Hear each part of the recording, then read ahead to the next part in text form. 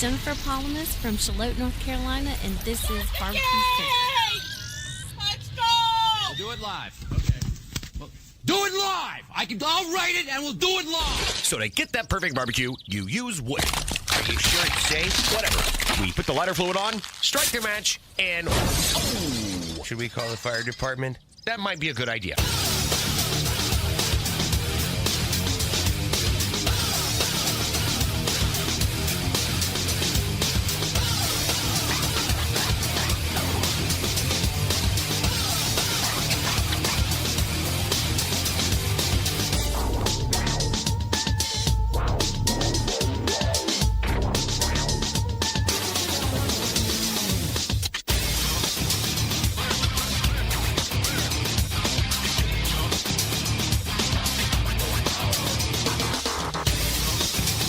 All right, good evening and welcome to the Really Big Barbecue Central Show. This is the show that talks about all things that are important in the world of barbecue and grilling. This show originating from the Rock and Roll Hall of Fame city, Bomb City, USA, Cleveland, Ohio, the barbecue capital of the North Coast. I'm your program host, Greg Rempe. Happy to have you aboard here on your Tuesday evening's live fire fun and frivolity show. If you'd like to get in contact with the show or you want to follow the show during off-show hours, here's how you do all that. You can get in touch with the show by sending an email to Greg at bbqcentralshow.com. Follow us on all the social media channels at BBQ Central Show. And be sure to subscribe to the show podcast feed on your favorite podcast platform. Anything else you want to find out about the show can be found at the main website, thebbqcentralshow.com. And here's what's happening in case you get the newsletter coming up in about 12 minutes from now. Just an advanced warning in case you didn't get that newsletter. First two interviews are going to be, let's call it beef or meat heavy. For instance, first hour, 9:14 and 9:35. We'll be welcoming in the first-time guest, a co-founder of a company called Colorado Craft Beef. Jeff Smith will be joining us. So we'll get some background on Jeff, if he's always been in the ranching, steer, beef business. If not, how he got into it. And then we'll obviously delve deeply into what Colorado Craft Beef is all about, what they're bringing to the market, how you could get your hands on some if you're so inclined, and talk about where beef and the market is in general. So plenty of beef talk to go around that first hour. Again, that'll take place 14 and 35 past 9 o'clock. And then we will move to the second hour where we will find another first-time guest to the show. If you're a fight fan, you might recognize the name from the Octagon. You'll never find me in an Octagon. Never. Wow, no way. However, outside of being a highly accomplished and decorated MMA fighter for UFC and Strikeforce and a lot of those sanctioning bodies, he's turned his attention to beef, and not only beef, Wagyu beef. We will be welcoming the co-founder of Browsy Acres, Travis Brown. Yes, indeed. So we will continue the meat and beef talk with Travis. We'll learn about how you go from being an elite world-class fighter and striker to somebody who now has an infinite passion for raising the best Wagyu cattle that you can possibly raise, getting them to market, how they're doing that, who they partner with. They're doing all themselves. Learn all about it. And then closing the show tonight, we're going to the bullpen, and we're not going for the junker. We're not looking somebody to manage the game. We're looking for somebody with straight gas. And guess what? I found him. The owner of Barts Barbecue, Barts.barbecue on Instagram. Dustin Barts joins the show. Now that I look at the roster, all first-time guests here on this show. So because it is an extra week in the month already here, as we're new in 2024, we have a full roster of first-time guests here on the show. Jeff Smith, Colorado Craft Beef, hour number 1, and then in hour number 2, Travis Brown, Browsy Acres, and Dustin Barts of Barts Barbecue. And boy, am I looking forward to talking with Dustin as we close out the show here. So That's how the show is laying out here this evening. Don't forget you can follow me socially, Instagram, X, TikTok, Snapchat. Of course, we say good evening to those of you watching tonight through one of our video streaming platforms. You can go to Facebook, which is facebook.com/BBQ Central Show. You can also go over to Twitter, twitter.com/BBQ Central Show. And you can also watch on YouTube, which is youtube.com/@BBQ Central Show. And we have a YouTube poll question of the week, brand new, asking everybody, including all guests. If I gave you $5,000 in cash, you would eat raw chicken for 2 straight weeks. And currently 92% of you are saying nope. When the poll opened, it was very close within those first 7 or 8 votes. Within 5 or 6% yes and no's. It is scale dramatically into the nose, 92% to 8%. I'm part of the 92%. This is a bit of a staged question, and we'll get into more of that here in the second hour. So let's start here tonight. I was shocked to hear from many of you over the past week, my age and older, that you had not had your colonoscopies done. I said my piece last week. I'm not going to get into it again. But for those handful of hours in which you are inconvenienced, the payoff is well worth it. Remember, colon cancer diagnoses or diagnoses are happening earlier, not later in age.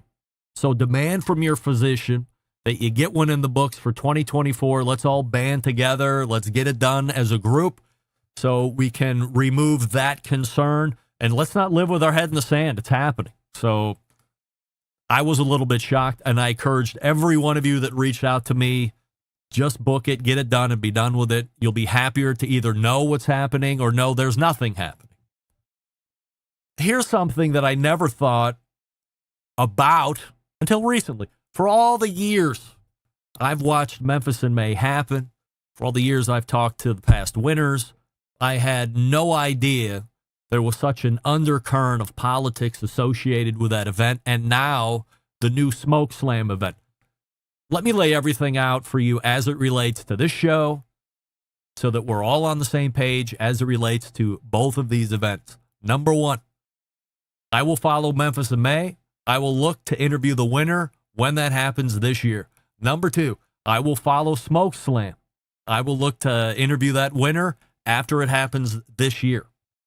I will continue to report on updates from either event as they come in, because that's what I do on the show. Number four, if Smoke Slam wanted to advertise their event on this show, which they should, I would be interested in that. And if Memphis in May wanted to advertise on the show, which they should, I would also be interested in that. Outside of all that, let me give you my hot take on what the barbecue teams should be doing. Unless your team name is Big Bob Gibson or Jack's Old South, you should be going to Smoke Slam this year. A lot of you don't want to hear that, but that's what you should be doing. Or you should at least be putting in an application so you have choices. And from what I hear, Smoke Slam might be capped at 100 teams the first time around. So there isn't going to be huge availability. Not that that's a shocker, because we knew what happened last year as they revamped Tom Lee Park, and that squeezed the total number of teams available for last year. So no huge surprise. This year for Smoke Slam, it'll be the easiest year to win. You have big teams that are going to stick with Memphis in May because they are allegiant to that event, at least for now. Why not take the chance this year to try and clear off $65,000 in prize money or more? Mark my words, gang, assuming this event sticks around, and it will, at least for the short term, it's never going to be easier to win than it will be this year. You can always go back to Memphis in May, but this year at Smoke Slam, it's the best chance for a cash grab, especially for the teams that don't even get a sniff at Memphis in May. Here's the chance for those teams to win some real money. By the way, you don't have to spend an arm and a leg to do Smoke Slam like you would Memphis in May. as an added bonus, and if you're interested, you win any of the main categories, shoulder, whole hog, or ribs, you get a golden ticket to World Food Championships. You win any of the ancillary categories. In addition, not only can you win prize money, you can get a golden ticket to the World Food Championships. So some feature or some value adds to winning the categories and potentially winning the whole thing. It doesn't end with huge money and the title of first-time Smoke Slam champion. You can now go down to the World Food Championships if you want and try your hand against those competitors. This is the easiest year to win. Don't get caught up in nonsense. All right, we got Jeff Smith ready to go. We're going to be talking some Colorado craft beef here in a moment. Before we do that, let me ask you a question. You tired of settling for mediocre grilling experiences? Of course, it's time to step your game up and bring the ultimate flavor and cooker to the backyard barbecues. Pits and Spits charcoal grills offering the highest quality live fire cooking experience you can get in the market today. Using either wood or charcoal, their solid fuel grills produce those classic flavors you're looking for when you have the time to fire up the grill and cook for family and friends. With a large adjustable fuel tray, you can raise and lower the fire to control and fine-tune the heat. Their take on the very popular Santa Maria-style grill that you're seeing all over the place. Check them out online. Pits and Spits, all spelled out, .com/BBQ Central. And that's the double T on the Pits and the Spits, pitsandspits.com/BBQ Central. And then as you're checking out, use promo code Charcoal Central,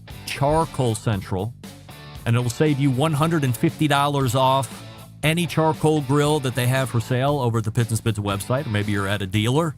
Let them know you want that deal as well, right in person. Charcoal Central, get you $150 off any charcoal grill. Go to the website, pitsandspits.com/BBQ Central. We are back to start the beef and meat talk right after this. Stick around, we'll be right back. You're listening to the BBQ Central Show.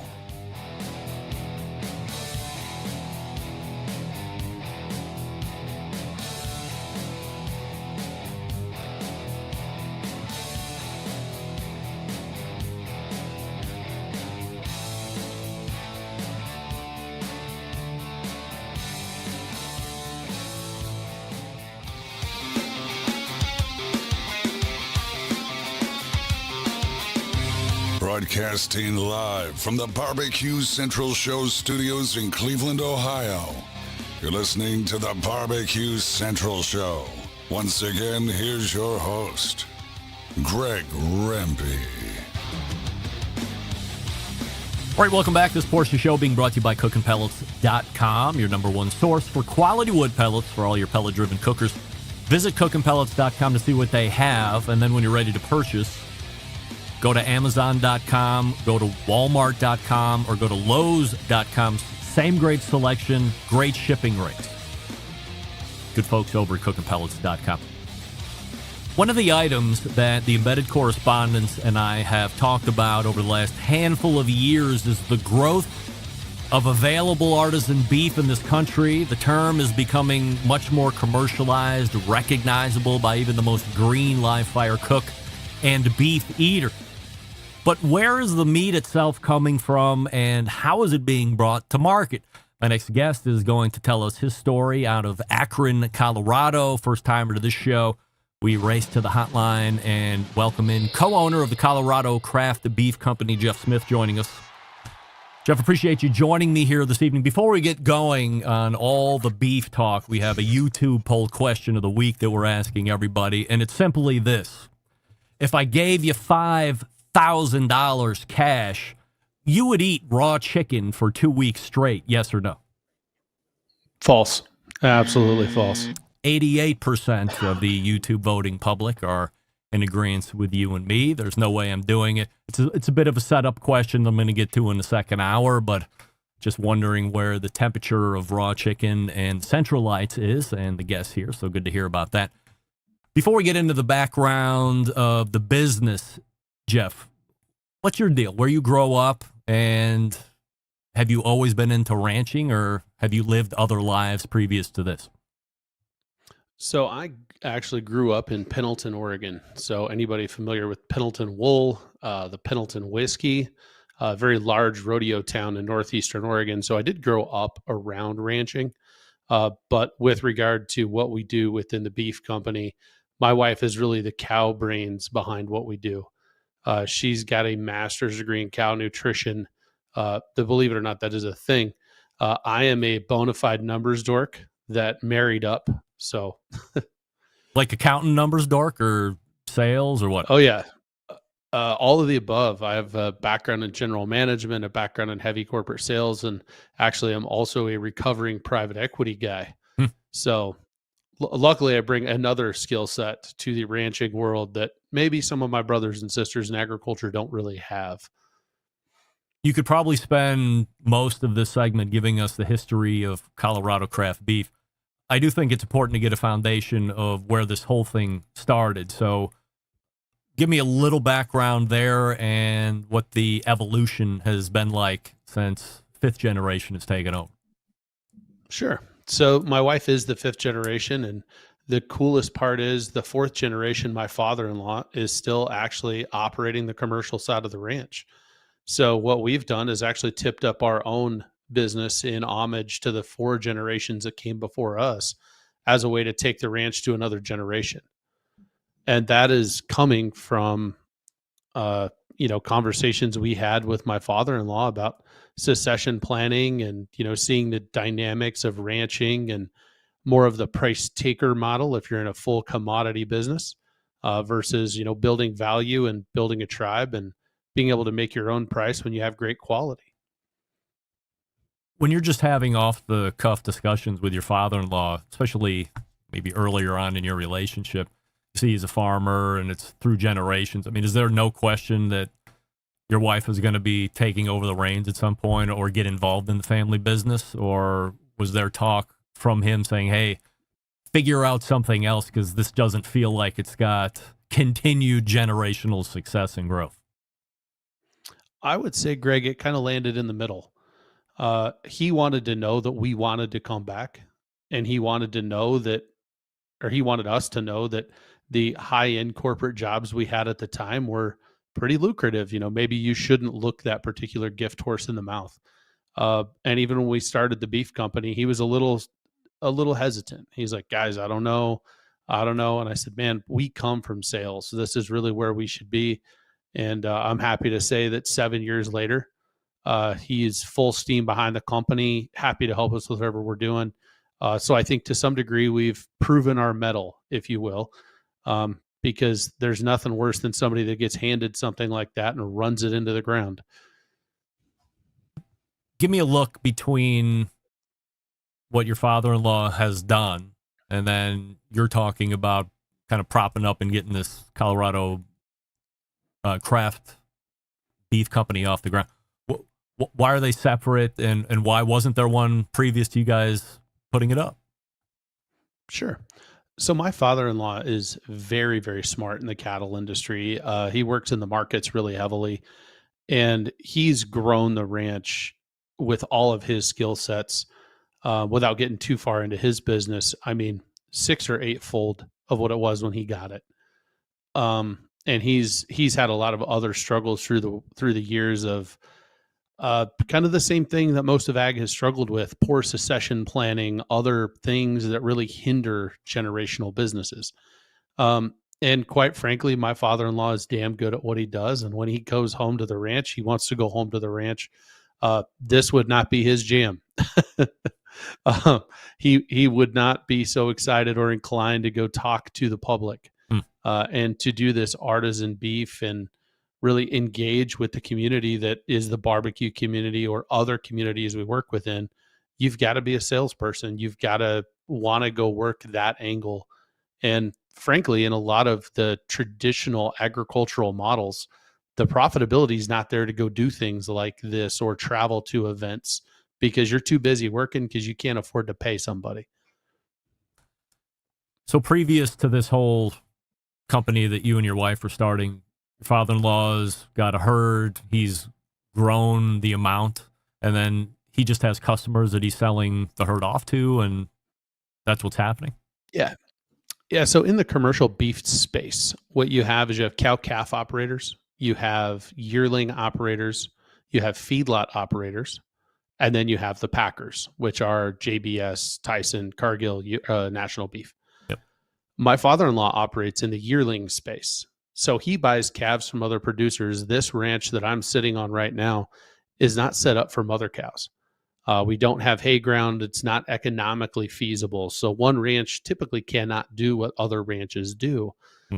So he's optimized his market, being closer to the feeding sector, closer to the harvest sector, where he can be the middleman between those calf producers and the end users, i.e. the packers that are providing all this product into the barbecue world. In 2006, when I started the first essences of the Barbecue Central show, there didn't seem to be people cared about beef, meat, but there certainly was no thought about just going to the grocery store or local butcher, getting whatever they had. You weren't asking questions. Fast forward to where we are here in 2024, and then maybe even 7-8 years previous to where we are today, there did seem to be a concerted request from the consumer that we want to know more about the beef. We want to know where, almost like we're talking about varietals of wine or premium hand-rolled cigars or things like this, where you can actually track back. When do you see the beef movement starting? In other words, consumers starting to care about where their beef is coming from? A lot of that started about the late 90s, early 2000s with that the first time we ever heard natural and organic, right? Natural and organic turned into sustainable farming, and now sustainable farming has turned into regenerative agriculture. It's different buzzwords that kind of drive the industry, but also with the advent of the internet, YouTube, different documentaries that frankly have showcased some of the ugly side of agriculture that, people have been caught mistreating animals. People don't want that. And people have, luckily with the internet, been able to connect directly to a consumer, to ask the questions that matter to them. And that's certainly what we encourage everybody to do. The one thing I will say though, back to, even the 90s, all the beef in the grocery store is nutritious. It's healthy. It's all inspected, literally in the same process our stuff is inspected in. So contrary to a lot of the competitors we have in the direct-to-consumer space, we don't talk bad about the commercial space because we have to have that product or physically we can't feed people.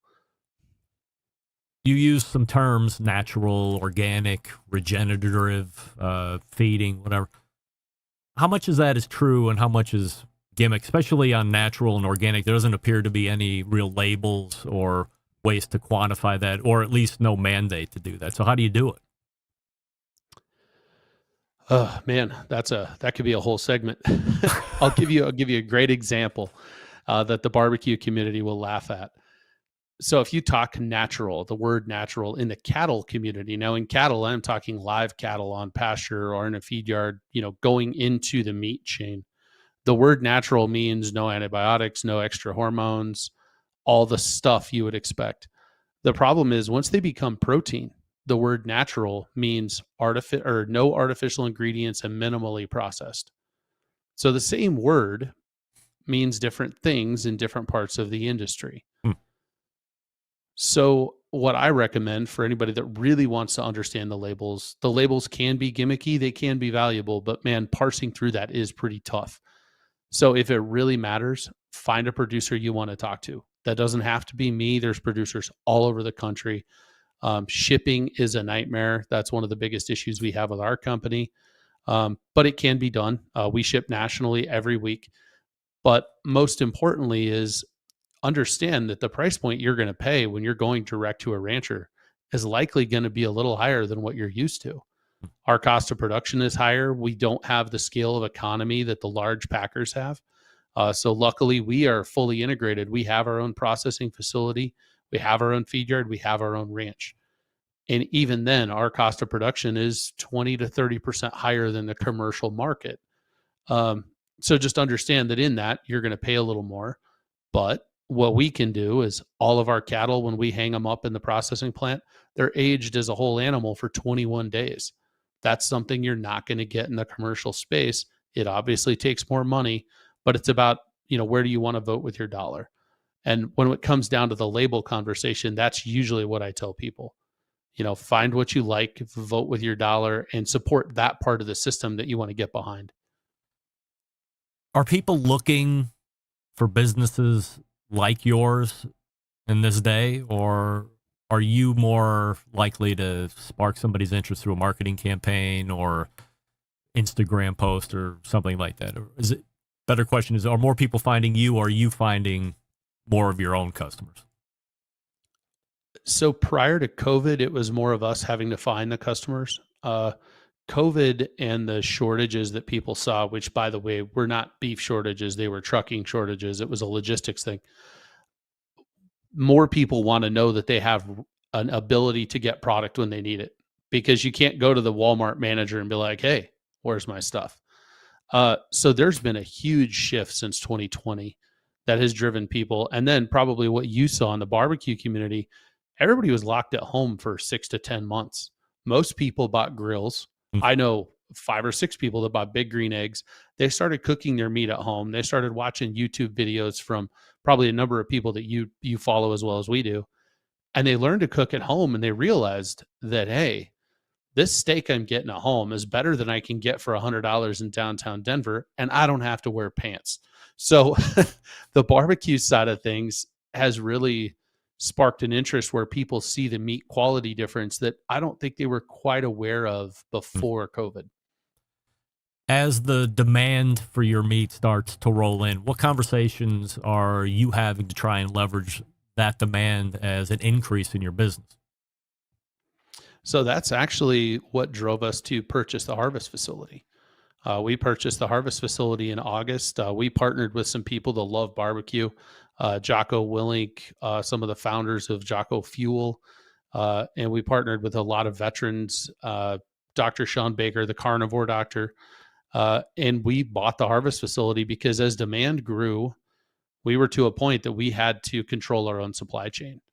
That's been the biggest thing for us. Is quality is number one. There's no way to begin to even flex on quality, because that's what we built the brand on. So we had to shore up that potential issue by buying the facility, and now we can really grow in a way that a lot of people in our space can't. Because as an example, the harvest slots we were using in November this year, we spoke for at the end of 2021. So you have a 2-year gap trying to project where a company's going, and you do some great collaboration with a barbecue guy, and all of a sudden you're out of product. Yeah. Like it's an evil chicken and egg conversation we've been fighting with, and now we've got that kind of locked down. So we've had a lot of movement in the last 6 to 12 months. How does that conversation introduce itself as far as buying that production facility? You go up to the guy that runs it and say, hey, we're ready to buy you out because we're sick of having to guess 2 years in advance? That's how it started.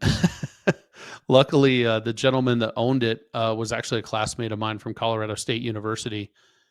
So I asked him about 3 times if we could buy it, and he told me no. And then he finally went and had a cup of coffee with me and said, why? And my answer was, hey, man, we both have solid businesses. They're doing well. Our kids are never going to go hungry. But if we join forces and we get some of this marketing potential behind us, what we're talking about is a movement in the food industry that we can show other people the way. And there's going to be a little risk involved. But I think if we team up, we'll be bigger than we could ever be individually. And, that conversation was 2 years ago, and here we are. So is he still running the plant? You guys just happen to own it. He's doing operations still. I'm happy to say that he reinvested some of his proceeds. He is now a business partner with the group. Nice. He runs the harvest facility. We never changed a person on the team. We never missed a day of production. I still don't have keys to the building. I don't know if I should say that, but you've mentioned in other interviews that there were money people that would have been happy to throw some money your way to assist in securing the harvest facility. But you had reservations about what else they could bring to the table aside from money. Had you not found the people you had mentioned a couple minutes ago, would you have waited to do this part of the deal, or would you have done it anyway? I think we still would have gotten it done, but I think our projections and our trajectory would have been a little more flat. I don't think we could have counted on some of the marketing horsepower because a lot of that marketing horsepower is a lot of money. It's a very expensive proposition when you're, going toe to toe with some of the national brands trying to compete in this premium space. So I think we still would have got it done, but we'd have had to temper some of our growth strategies a little bit. Could you have done a full swing on your own, or did you need some kind of an investor to pull it off? To get the cash to buy and continue to operate, we definitely needed an influx of cash. So now that you have these great partners that you feel good about, what's the expectation from them to Colorado craft beef as far as making their investment worthwhile? The good thing about it, and the reason this partnership works so well, is those guys are about the mission. They are about American manufacturing. They're about American jobs. They're about reshoring American manufacturing in as many ways as they can. So one of their brands is Origin USA. They actually weave their own cloth from Texas yarn, fabricate everything in Maine and North Carolina. Actually, this is one of their jackets I'm wearing right now. Crazy high quality stuff. So what I would say is there are expectations, as there should be in business, but these expectations are a lot more focused on the people, the mission, the communities, and the outreach. Because I learned from one of my corporate sales guys long ago, man, if you do business just for the money, you're going to be lonely. He goes, you do good business, the money will come. And that's one of the main reasons these partners have been so great to work with, is they understand what we're building, and they're a few years ahead of us in a lot of their companies.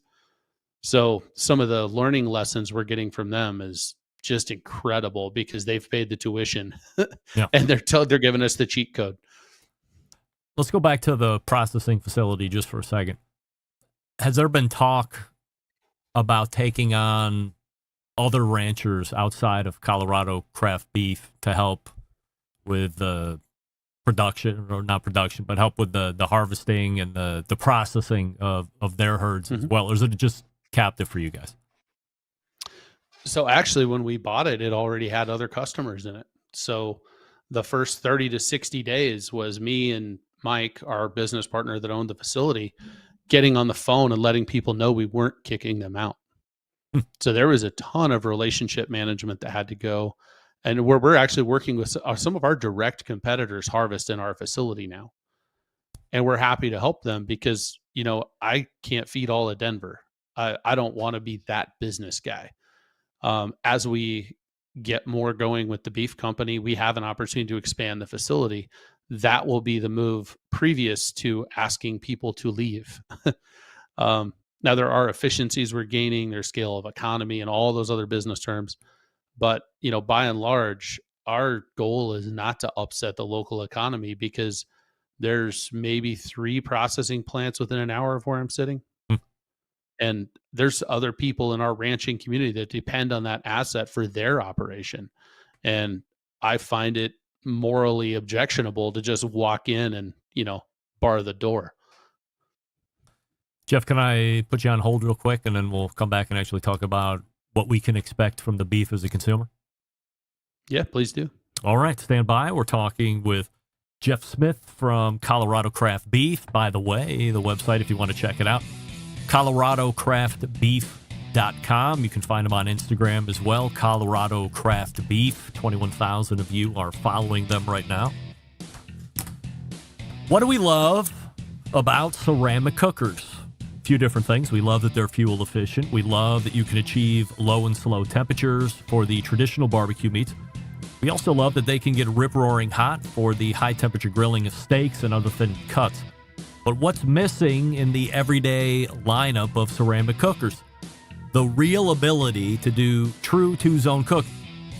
Two-zone cooking is very important to both professional and backyard cooks alike. It's the best way to manage a fire, cook with confidence. However, getting a two-zone fire in a round ceramic cooker is not very realistic. Why? Because it's round. Enter Primo Grill in the game-changing oval design. The shape gives you the ability to execute that two-zone setup that you desire. It also gives you the other ceramic grill benefits as well. And when you break it down, you can configure the Primo 60 different ways to cook on. So you're only limited by your culinary imagination. Only sold through dealers. So find one near you by going to primogrill.com, do the dealer network locator, and then visit in person. Check out all the different size ovals that they have. I have an extra large on the side of my house. I recommend that unless you have a very small family or you're just not into it, but you want the Primo, get the XL. No one has ever regretted buying big, always regretting not buying enough. We don't want to live with regret. We don't want buyer's remorse, none of that. So make sure you go to primogrill.com, find the dealer near you, visit in person, and then buy the one that best fits your needs. And don't forget the accessories. They got the Primo Grill pizza accessory. They have the Primo Grill rotisserie accessory, just to name a few. So if you love the accessories, and we all do with all the cookers that we have, I mean, you really end up spending more on the accessories than you do on the cooker when it all comes down to it. Primogrill.com. And we're back with Jeff Smith right after this. Stick around. We'll be right back. You're listening to the Barbecue Central Show.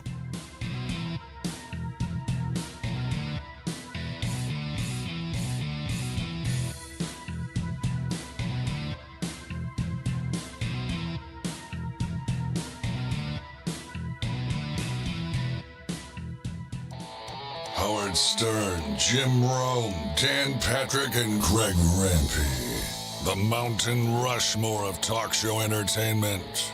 Now, let's get back to the Barbecue Central Show.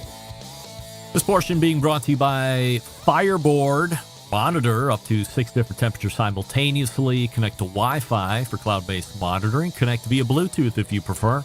If you have Alexa or the Google Assistant or other smart speakers in your home, you're unlocked Fireboard integrated with those. You can find out more by visiting fireboard.com, or you call 816-945-2232 and ask all your questions. It's the gang over at Fireboard. All right, we got Jeff Smith back with us. Jeff, I have a question coming in from the instant chat that I didn't have on my outline, so let's ask it while it's right here in front of my face before we lose it in the scroll. Is beef better or different raised at elevation? It would depend. So you have to consider there's actually a sickness called a brisket sickness, which is altitude sickness for cattle. So if we take cattle from where we're at 5,000 feet or so, and we send them up to Steamboat, some of them can get altitude sickness. I would say from a meat quality standpoint, that's unlikely. But if you get up into Breckenridge, for instance, you have to consider how they're going to get the right feed to Breckenridge, how they're going to do that at scale, how they're going to then haul those cattle down the mountain to where they're going to be harvested. There could be other implications just from logistics, but maybe I'll have to send you an email, Greg. I do not think there's going to be a meat quality issue directly from altitude. There's just other things that could contribute to that could cause an issue. By and large, Centralites are up to speed on grades of beef and what the general expectations are. So how is your meat unique? So the aging I talked about is a big one. And the reason that we have harvested every cattle or every calf that we have taken through the program with Mike's facility is because Mike is a meat nerd from way back. When we were in college, he ran the meat lab at CSU. So an interesting story, there's another cattle rancher near us that they harvest about 50 head a year. I've had their brisket out of 3 separate packing facilities that are all local, small regional facilities like ours. All 3 have a very different flavor. So what's most interesting, especially in the small niche beef world, my wife and I, when we started the company, were like, maybe 50% cattle, 50% actually how the carcass is handled for meat quality. We have actually switched that to 90-10. 90-10 being the facility, 10% being the cattle. I'm not saying you don't need good cattle, but you can mess up good cattle with the wrong cooler settings, and you can make not so great cattle way better if you handle them correctly. And that is something that I don't want to name drop anybody, but we're of course doing a lot of media right now.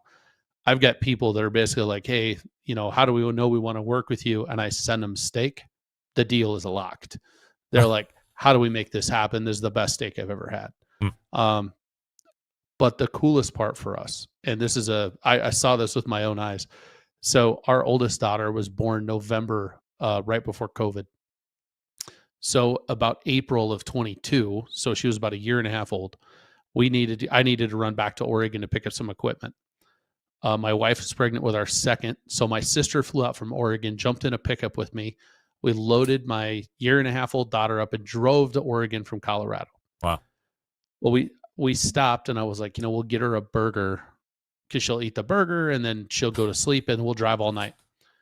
She ate the bacon, the cheese, and that was it because it wasn't our burger. And we've had, I can't tell you how many parents that are our customers say, my kid won't eat any other burger but yours. And anybody that I love the guys that call, well, how are your ribeyes? I'm like, man, if you can't grow a good ribeye, you got big problems. Right. But I think the deal is sealed when you try our burger because it's 21-day aged whole cut burger, all from our 21-day aged carcasses. And just the quality is unmatched. What's a typical life cycle for one of the cattle? So typically those calves are going to be born in March or April, about it's maybe early as February in our region, depending on which rancher is growing them. They're going to be weaned off those mother cows somewhere between August and October. They come to us. They go to our backgrounding yard, our little feed yard that's not too far from the ranch. We get them weaned. We get their health straight. They hang out on a growing ration so that we can grow frame, not muscle. Then in April, they're going to go out in the pasture that's 40 feet behind me or the one that's across the road or wherever out here on the ranch. And they're typically on grass until somewhere between August and October based on rainfall because we're in the eastern plains of Colorado and there's not a whole lot of non-Mother Nature cycled irrigation out here. So I know a few years ago, my father-in-law had to ship in July, but last year we didn't ship cattle till October. We had a great summer. Then they'll go back to the same feed yard that we own for about 120 days, and they go to the harvest facility. What's interesting though is we have built that system so we are constantly rotating so that we have product year round. Where a lot of our competitors are, hey, we harvest in October, we do this little run and that's it. We realize that not everybody wants to buy a half a beef once a year. And, sometimes you want to have a special party and you don't want to have to spend $1,000 to do it. When you talk about the feedlot, is that grain finish? Yes, sir. Yep. Do you ever do just straight grass fed? I know there was, I think it's died off a little bit. I could be completely wrong. It's just my suspect, but I think there was a big movement for grass fed all day long and, from start to finish. I've never preferred that flavor. I always like at least a grain finish. But have you tried just all grass? We have. We have antelope too. They kind of have that same pungent flavor. Just for the listeners, that pungent flavor you get in that grass finished beef is actually beta carotene. So if you have that bright white fat that we're all used to seeing on grain finished critters in the US, the yellow fat is truly grass finished, and that's beta carotene in the fat. And then when they go to the feed yard and they get that concentrate ration, that concentrate flushes the beta carotene out of the fat, and that's where you get that really buttery flavor that we're all used to. Less than 3% of all the beef in the US is truly grass fed and finished. Because we're one of the few countries in the world that actually has additional concentrates we can feed, i.e. corn, distillers grains, other byproducts of different processes because of what we do as a country. But our beef is in huge demand across the world. There's a ton of demand for our product over in Eastern Asia because that's the first thing some of those people in poverty use to step out of that poverty place is to upgrade their protein. I have no issue with grass finished. I know some people like the flavor. That's not been my jam.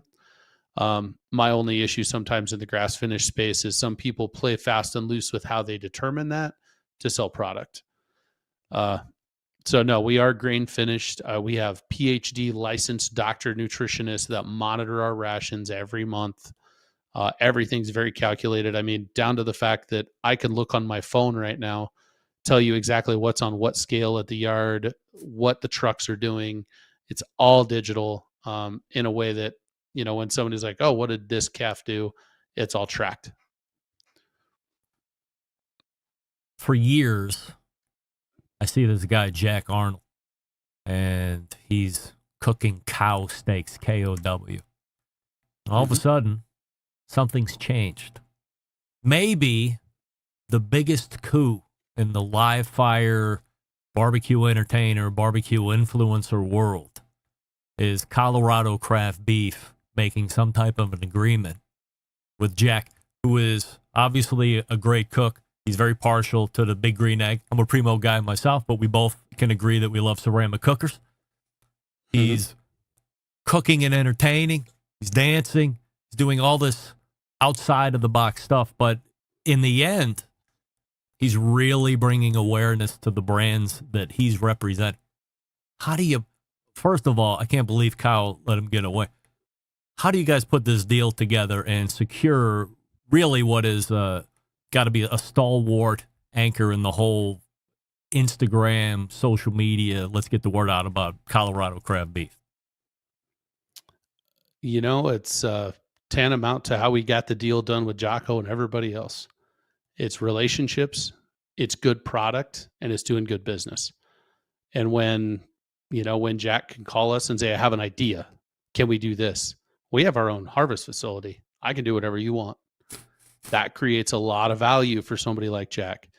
But at the end of the day, I really think the product quality is a big one. And, that's something, we're not a Wagyu operation. We are Angus based to moderate frame size, so you don't have steaks that are too big. We do a lot of genetic testing and DNA monitoring of the genome so that we can understand individual cows' ability and propensity to marble. How long are they going to take to feed? So it's an exceptionally science-driven model that nothing against cow. I've had their product. Their packaging is exceptional. I love that little gold sticker. It's something we can do. And, Wagyu particularly is a little less efficient on the cattle side, and we can do it in less time. So our price point is a little bit lower. Our quality is higher than most people would expect. And, you don't have to spend $250 on a whole tenderloin roast for Christmas.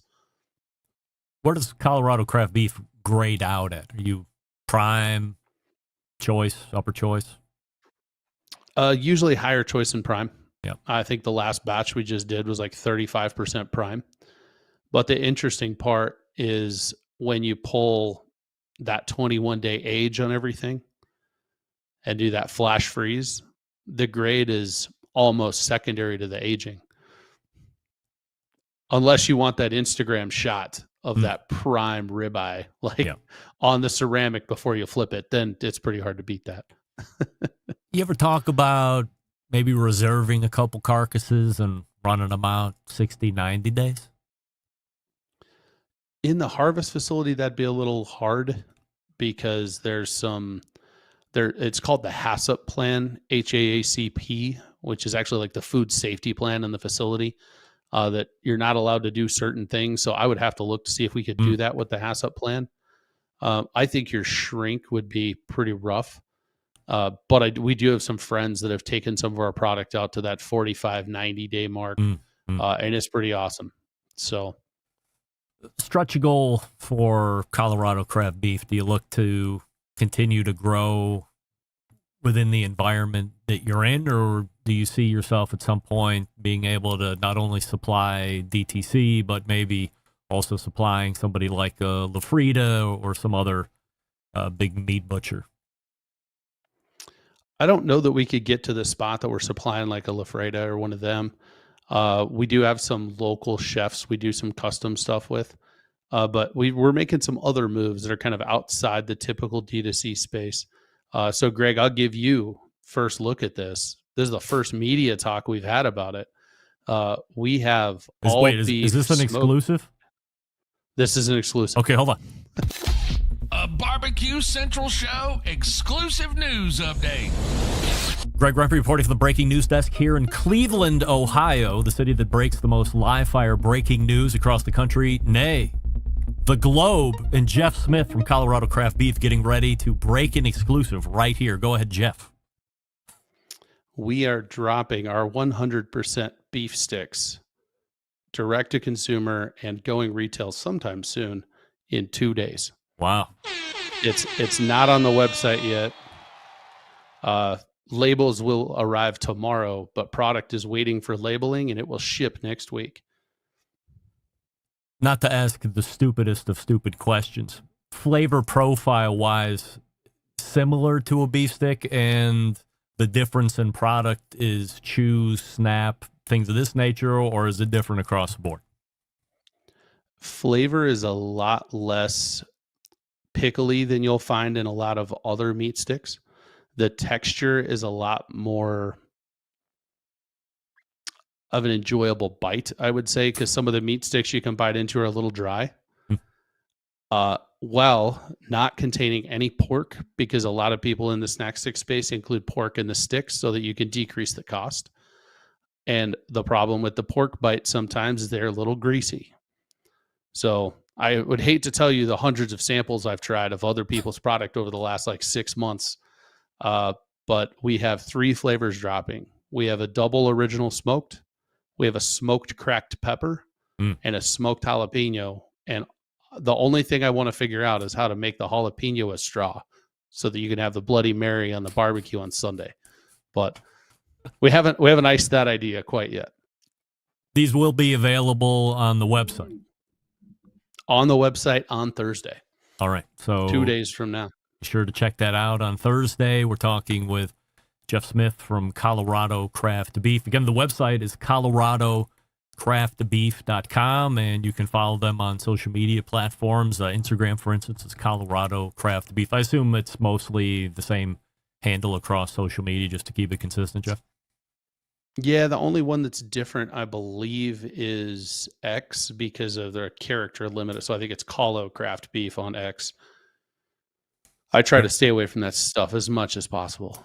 Look, as somebody who needs to have a robust social media presence in order to stay relevant, my real desire to want to share everything that's going on is I've never been that guy. So it's always tough for me to want to get motivated and really put all that content out there. But when I have somebody like, you follow a Jack, and he's very inspirational, or a lot of these other folks in the live fire space. So I try and gain my inspiration from them. Anything else before I let you go tonight, Jeff, or you good?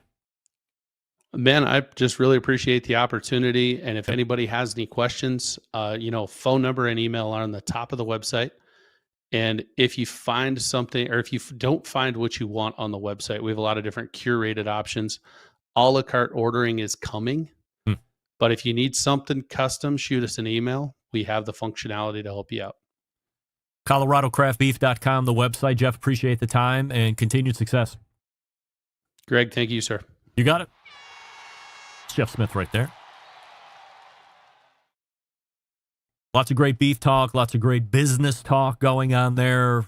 Really interesting. I mean, this is a guy himself who was not from the farming/ranching space. This is from the wife's side. So to have two folks who were obviously away from it, but then there was a desire and a passion to get back to the family biz. Absolutely great to see. And then see him be able to branch out within the confines of the family business doing Colorado Craft Beef. Exceptionally interesting. So if you are in the market to try something new, or you just want to add something new to try, whatever, ColoradoCraftBeef.com, the website. At Colorado Craft Beef on Instagram if you want to follow them on social media. And then Thursday, the beef sticks are coming. How about that? Exclusive right here on this show. We love that. All right, let's go ahead and catch up on the clock. We will be back in 2 minutes. Stick around. Be right back. You're listening to the Barbecue Central Show.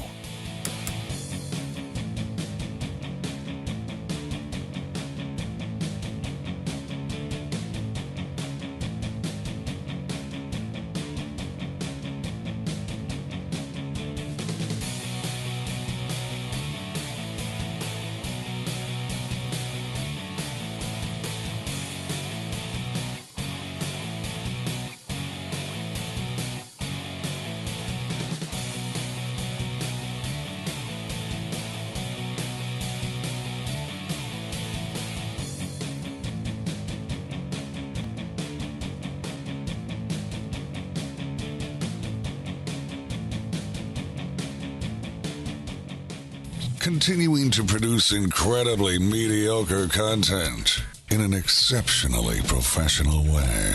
You're listening and watching the Barbecue Central Show. Once again, here's your host, Greg Rempe. All right, welcome back. We thank Jeff Smith from Colorado Craft Beef for joining us for the last two segments. Website again, coloradocraftbeef.com. You can follow him on Instagram at Colorado Craft Beef. 21,000 of you are doing that currently, falling in love with their story and potentially falling in love with their beef. I gotta say, business move wise, that was a big muff on Cow Steak's part. I have no idea what kind of business Cow Steak runs. Maybe they had somebody else earmarked to do some of that social media and influencing stuff. I don't know. But to let that guy go, who was, in my estimation, such an integral part of the social media portion and the grilling shows that he does and the four-season cooks that he does, Cow seemed to be pretty integrated into all of that. To let him go, or to not resign him, or whatever, and then have Colorado Craft Beef come in and swoop him up. Wow. That's the coup of the end of 2023 or beginnings of 2024 here. We'll mark that down and check out other coups that happened during the course of the year.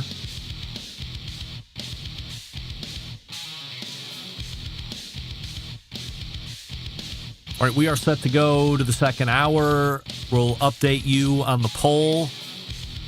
I'm happy to say, as I'm quickly looking over here to my right and seeing where the poll percentages are, trending the way I was hoping it was going to trend. I don't know. We'll learn more about it here in just a second. So refresh your libations, and we will hit the second hour where you will find an interview with Travis Brown, and you will find an interview with Dustin Barts from Barts Barbecue. Travis Brown and Brownsy Acres. You're listening and watching the Barbecue Central Show right here on the Barbecue Central Network. Stick around. We'll be right back.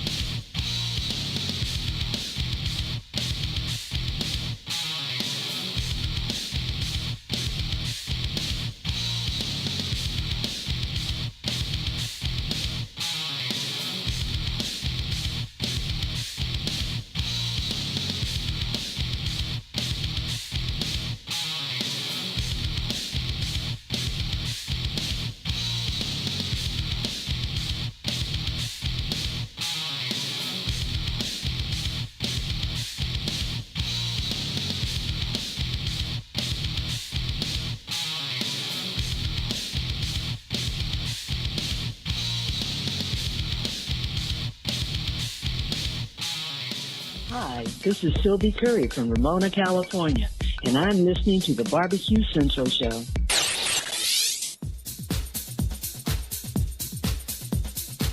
Happy to have you aboard here for the really big barbecue show. We cook because we have to, and we grill because we want to. Hit me! Fine, how's it going? You have a great show. I'm a big fan. Boing. So what seems to be the problem here? This man looks like he's dead and he's in the crackle.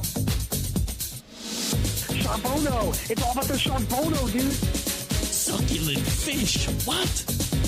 He ate Tootsie or Wiener. Oh, listen, Lavernius, shut your face. I'm shaking like a dog shit peach seeds. We have top men working on it right now. Top men.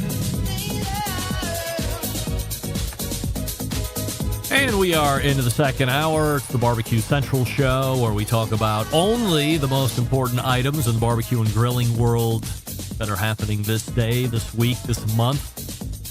If there is a continued news cycle on something that's newsworthy, you can be sure we're talking about it here on this show. If you missed the first hour, don't worry about it. There will be a podcast of hour number 1 tomorrow where you can hear Jeff Smith talk about Colorado craft beef. Still to come on this show this evening, Travis Brown of Browsy Acres. Closing the show, Dustin Barts of Barts Barbecue in the Los Angeles area. The Barbecue Central Show originating from Palm City, USA, Cleveland. I do want to say that perhaps a side effect that I can't prove from the colonoscopy, and nobody's going to care about it because this bit on the show is over with my winning of it last year. Everything's cool. No cancer. Colon's great. Blah, blah, blah. The next day, I realize I can't sing anymore. Now, some of you would say you couldn't sing anyway before. I'm not arguing that. I'm just saying, as I'm sitting in my car, when I've been able to match Eddie Vedder or Scott Weiland in the same register, perhaps not to the same quality, but to the same register, I don't have that anymore. I can't even get high talking anymore, hardly. I'm hoping it's mere coincidence, but if I don't get my pipes back by sometime next week, I'm going to have to lob a phone call into the procedure office and say, hey, is it a side effect that you can have a clean colon, but now I can't sing anymore? Because if we ever wanted to bring Barbecue Central Show's American Idol back in, I would have to sit out. I would have to be a retired champion and then be a evaluator only with the girls, because my ability to sing would not be very good anymore. We'll keep an eye on it. I know you're very worried.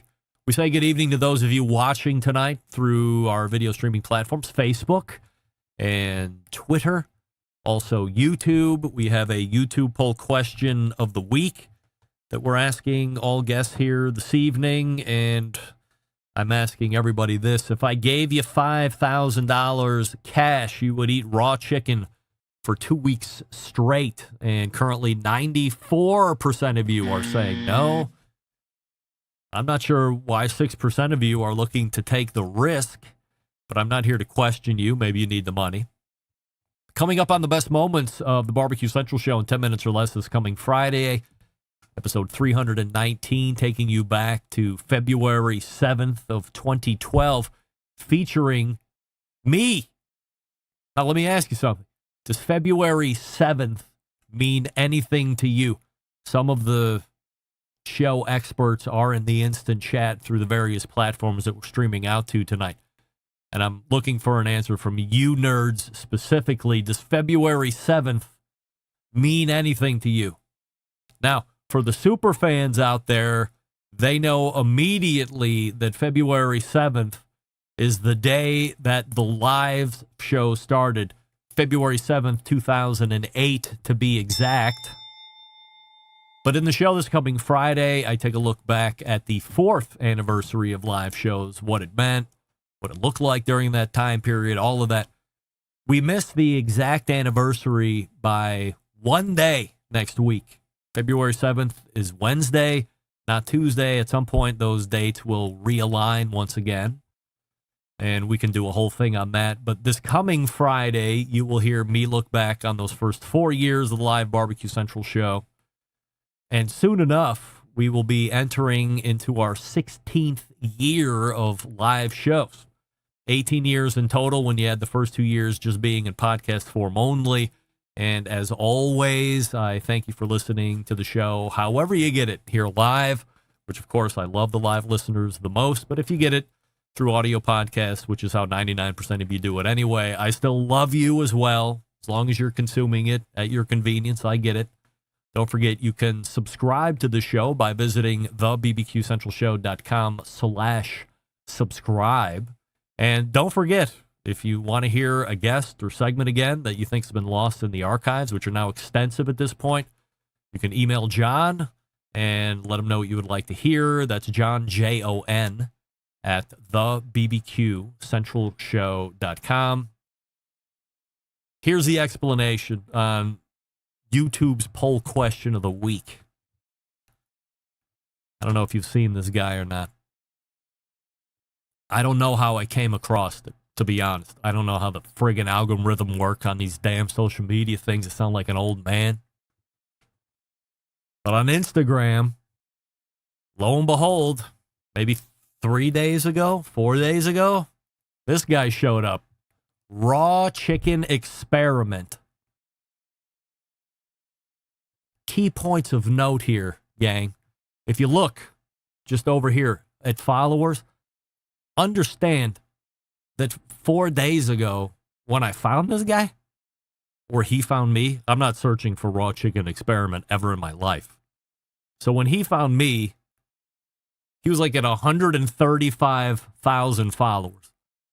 Fast forward 3 or 4 days later, he's shy of 292, and probably not by much. By the way, when the show started, he was at, let's see. Did I put it on there? No. I believe it was like 282,000, 283,000 or something like that. He's gaining followers at breakneck speed, light speed. Now, you might be asking yourself, what does raw chicken experiment mean? Well, I'm glad you asked, because here he is doing raw chicken experiment. Let's get the audio in. Here he is.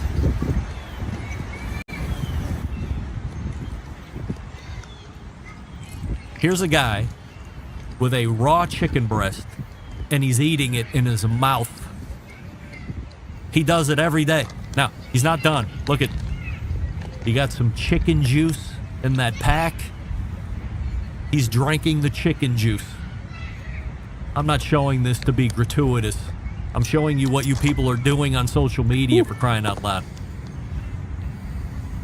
Little mustard on top of the chicken breast because we want to add a little flavor there, a little vinegar kick. And just to make sure we're not leaving anything out, now we're going to chug down 3 or 4 raw eggs in a martini glass. Now, this is day 8. Day 8. Eating raw chicken every day until I get a tummy ache. Still going strong. My tapeworm is very happy. Don't try this at home. Always with the warning, don't try this at home. Well, I mean, today he did day 12 of eating raw chicken every day until I get a tummy ache. You can see he's got marinara sauce. He's got mozzarella cheese. So you know what he's doing. He's making a chicken parm sandwich, but it's raw. So that's where the question's coming from. This guy's voluntarily eating raw chicken breast. One of the days, a couple days ago, he did a leg. He had the skin flapping on his mouth. He did a Jaeger bomb shot. No Jägermeister, Of course, it was the chicken juice in a shot glass, and then there was a Collins glass of 6 or 7 raw eggs, and he drops the chicken juice in the raw eggs and then downs everything like you would a Jaeger bomb. I'm not much of a Jaeger fan myself. I would much rather do Jaeger bombs until I vomited and passed out than eat raw chicken. Meathead ran across it, our pal Meathead, of course, and he wrote this in one of his postings. This is Russian roulette. Most raw chicken has pathogenic bacteria. The question is, how much? Sooner or later, you will get sick or die. In either case, your insurance would be justified in not covering your expenses. If you survive, for your next experiment, walk on the stripe on Route 66 and see if you get hit by a truck and see if that hurts. Meathead bringing comedy. He's offended, of course. Who isn't?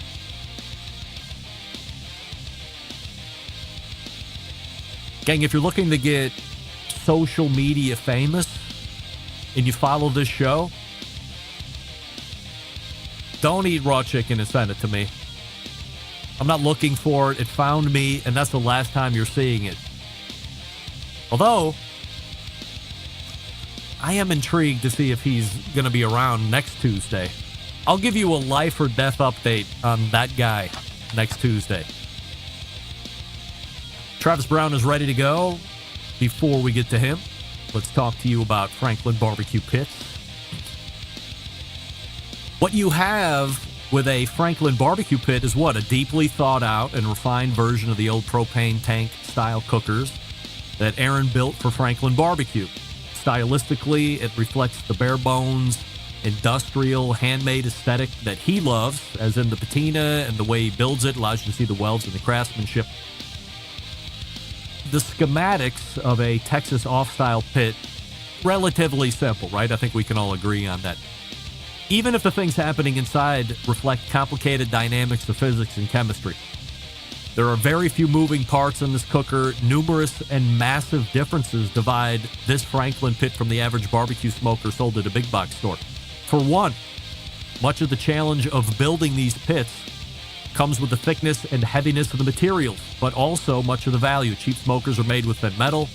Not only does the cheap metal tend to warp and crack when sustaining the kind of heat you need to make great brisket, but especially on a cold day, the thinness of the metal just sheds the heat and you're struggling to maintain consistent temperatures.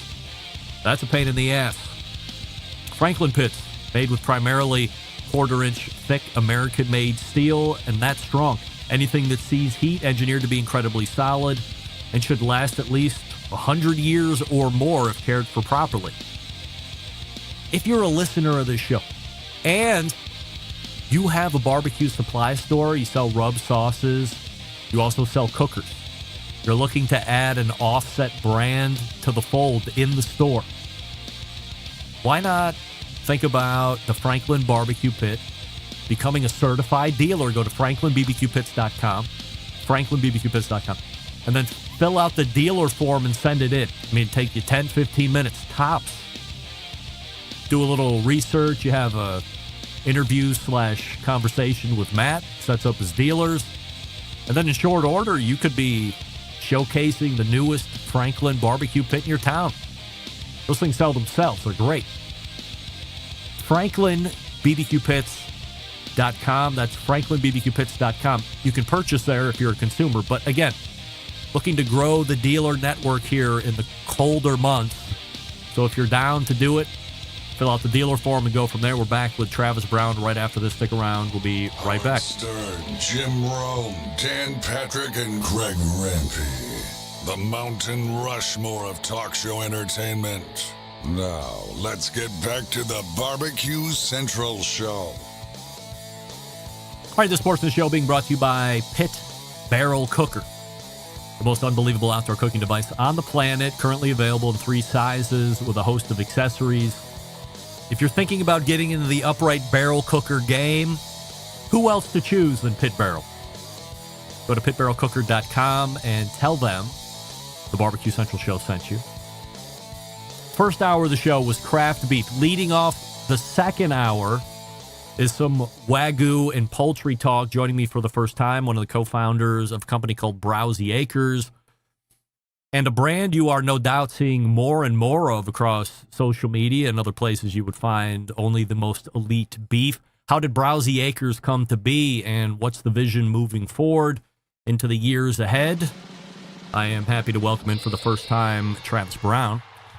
Travis, before we get into the beef talk tonight, we have a YouTube poll question of the week, which might be a little ruined for you because you were in there catching some of my second hour, top of the hour takes. But we're asking all guests and everybody watching the show through YouTube tonight, if I gave you $5,000 cash, you would eat raw chicken for 2 weeks straight, yes or no? Absolutely not. Safety thing, gross out thing, all the above? Yeah, so I was on that for about the last 5 minutes of your of that last segment, and I'm having to clear my throat now just thinking of it because it was making me want to gag. You know what I mean? That was horrible. I'm not sure what that guy's trying to prove, other than he's gaining the most followers as every second passes that I've ever seen a social media account do. So if that's what he's into, he's winning at life. But otherwise, he might be cheating death just for the moment. But we move past that. Travis, we're happy to have you here. So I'm sure a lot of folks who are into the live fire cooking game, but are also fight fans, probably recognize the name, familiar with the very successful MMA career. Definitely a conversation I would love to have, perhaps in a future interview. And that being said, I am interested in learning why a world-class fighter becomes interested in starting a Wagyu business. What was the watershed moment?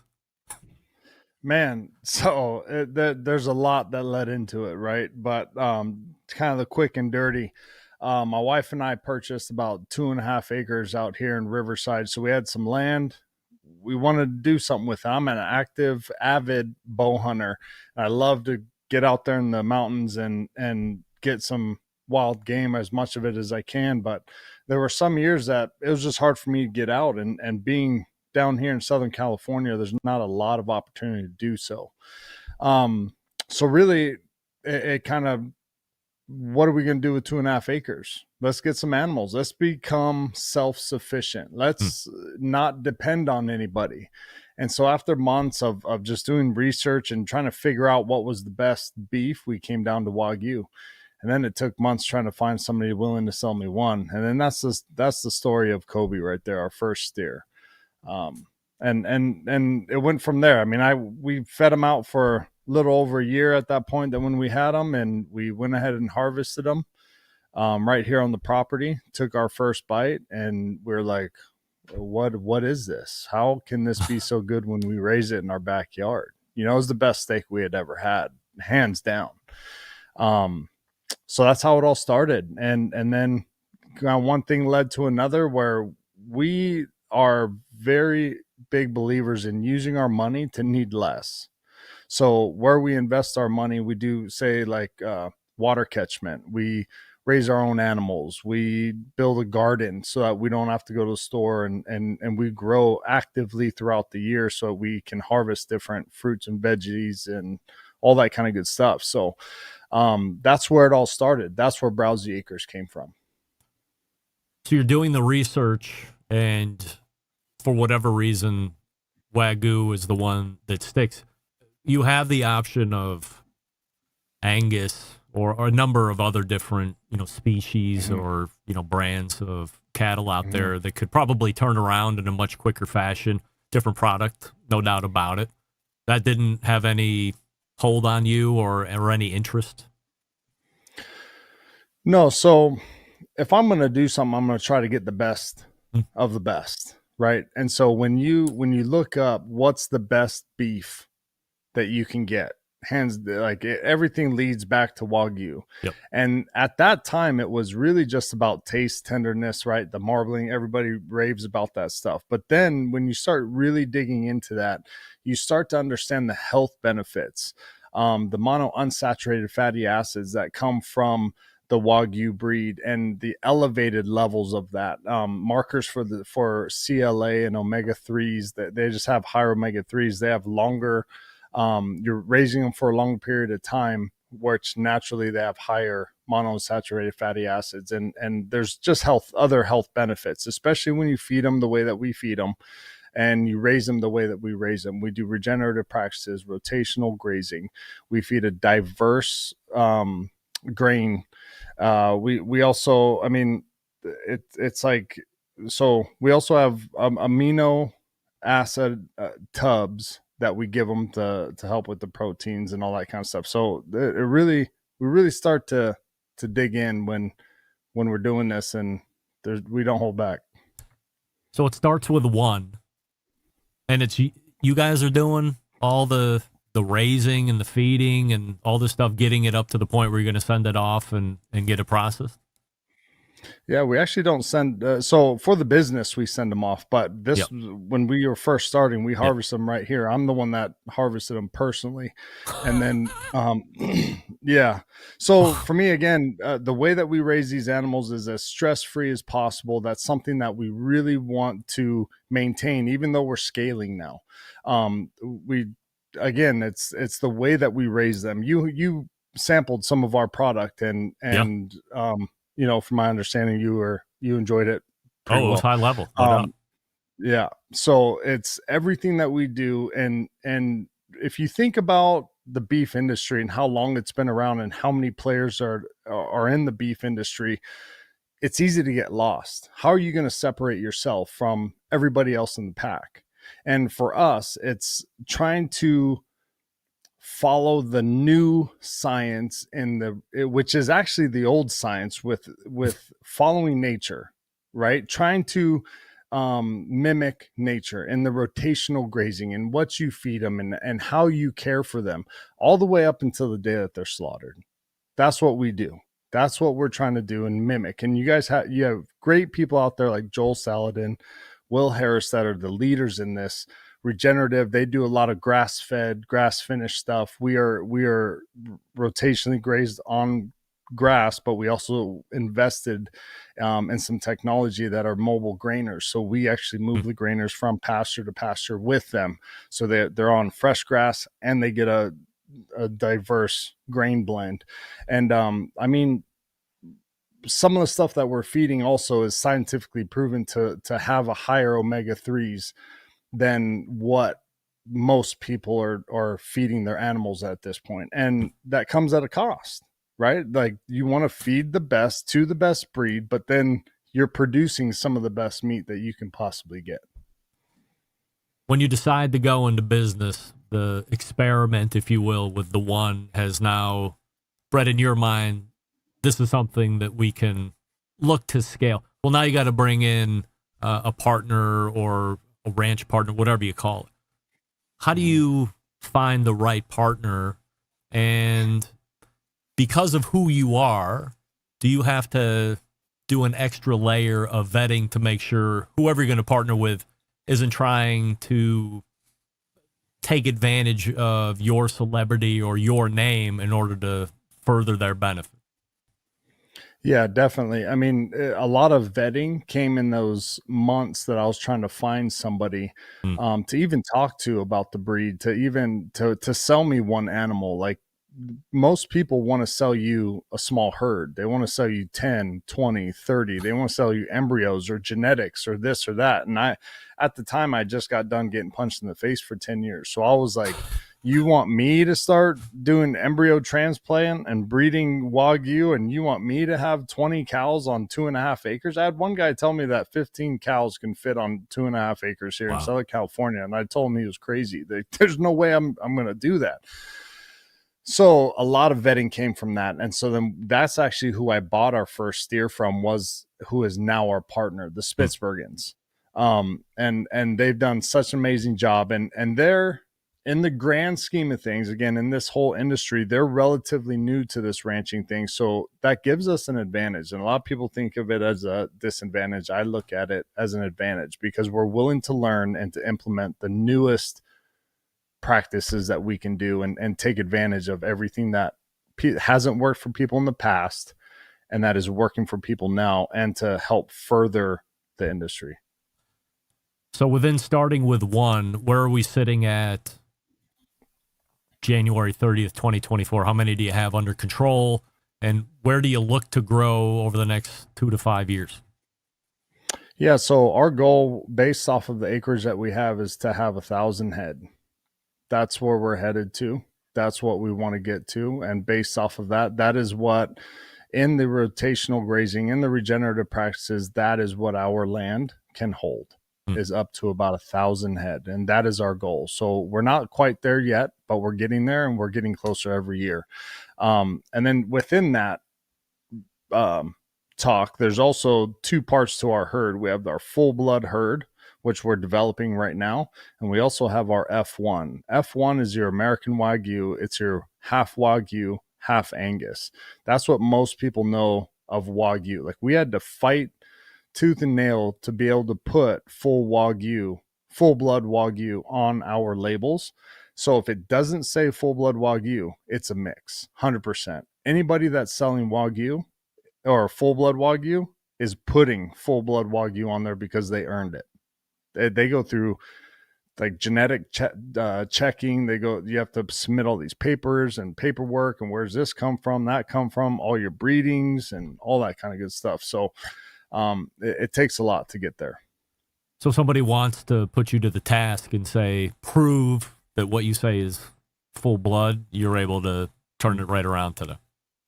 100%. We can show you the paperwork. We have some of the most sought after genetics in the Wagyu industry. We're able to, through our connections, through our partner and even my wife and myself and who we are, kind of perk some ears and gain some interest. And with the direction that we want to take the breed, we have everything down to, we have a molecular biologist on our team that has helped us.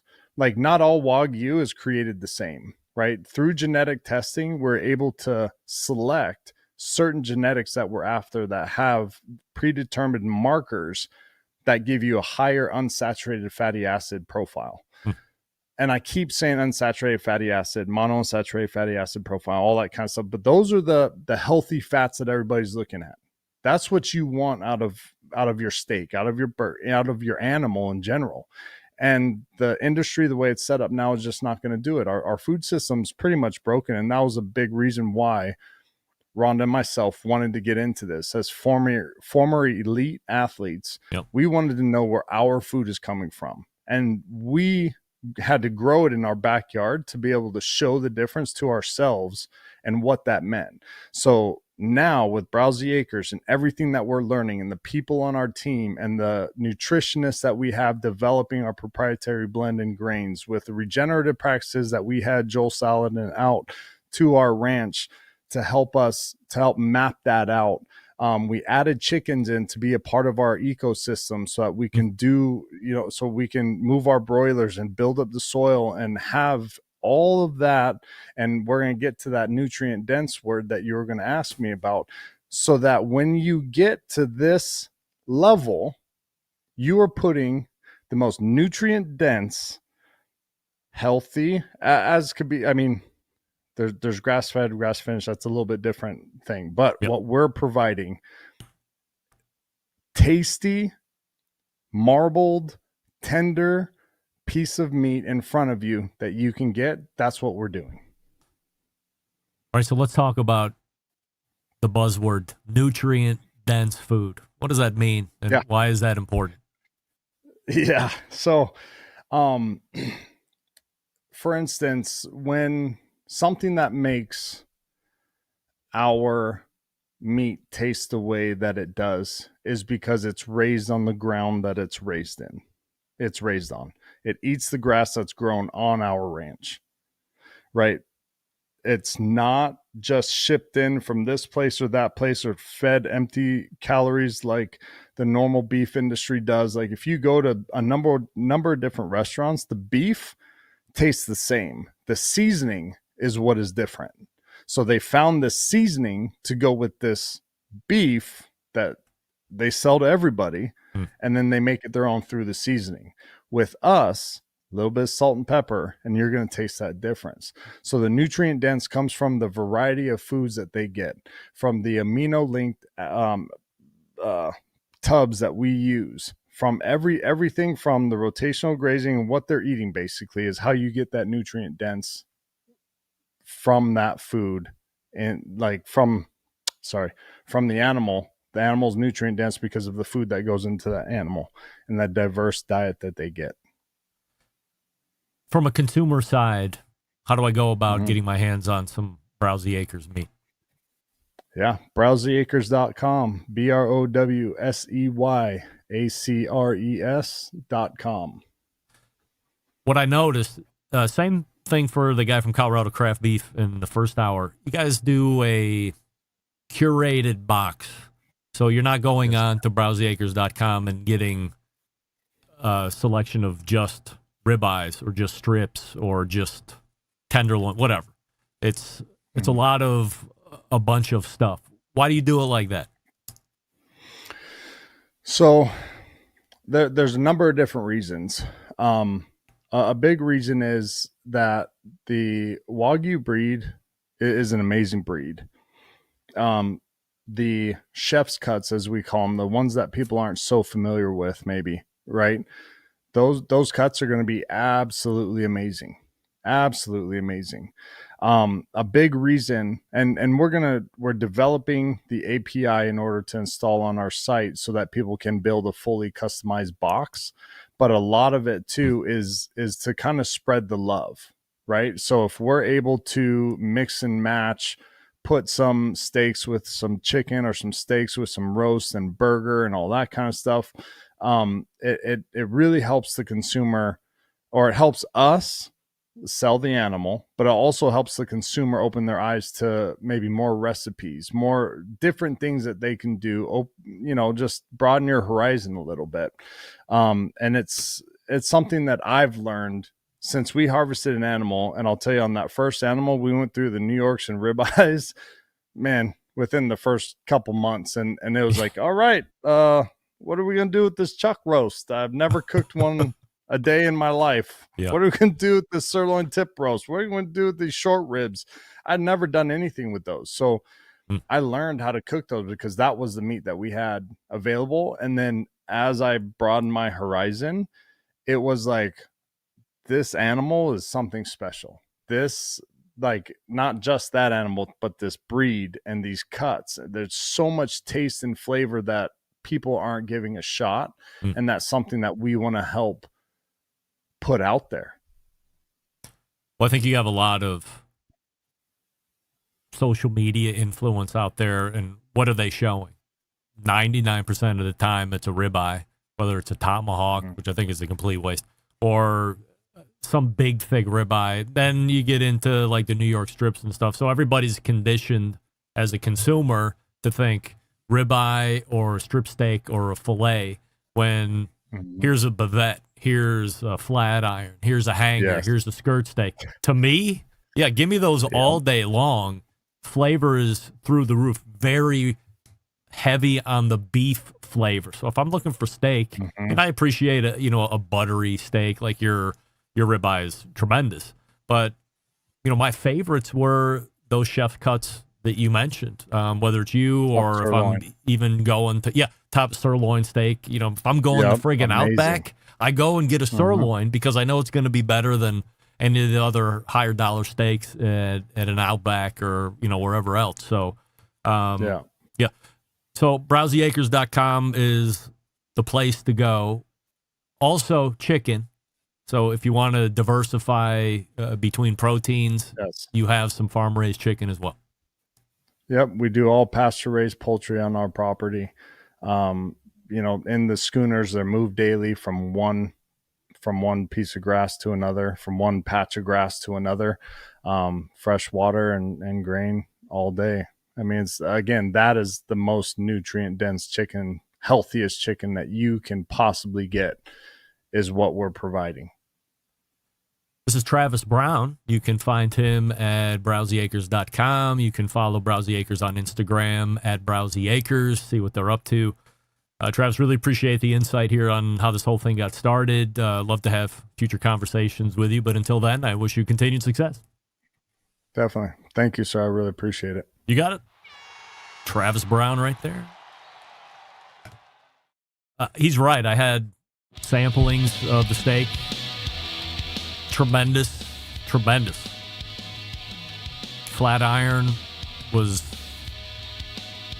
how did it go for me? I don't know. I'm trying to think back.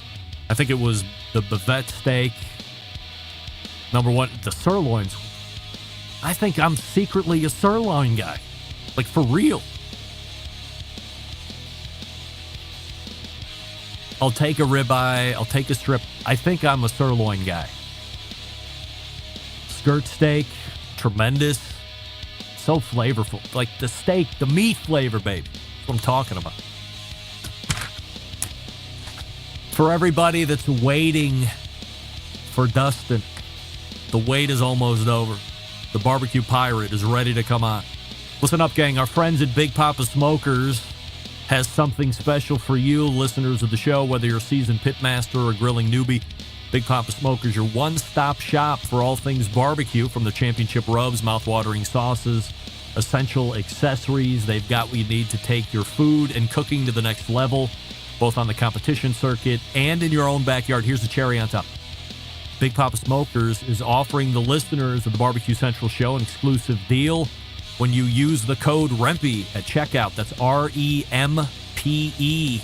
You get $10 off your next $50 purchase of rubs, sauces, and accessories. Imagine the possibilities. Evaluate your ribs with Big Papa's Sweet Money or Sweet Money Hot. Add Big Papa's Desert Gold to your chicken, or better yet, pick up Big Papa's Double Secret and put it on your steak. Head on over to BigPapaSmokers.com and start your shopping today, and you're saving today. Promo code REMPE at checkout, REMPE, to claim $10 off your next order of $50 or more. Don't forget to check out all the recipes at cookingwithbigpapa.com, and of course follow them on social media as well. Bart's Barbecue on deck. Stand by. You're listening to the Barbecue Central Show.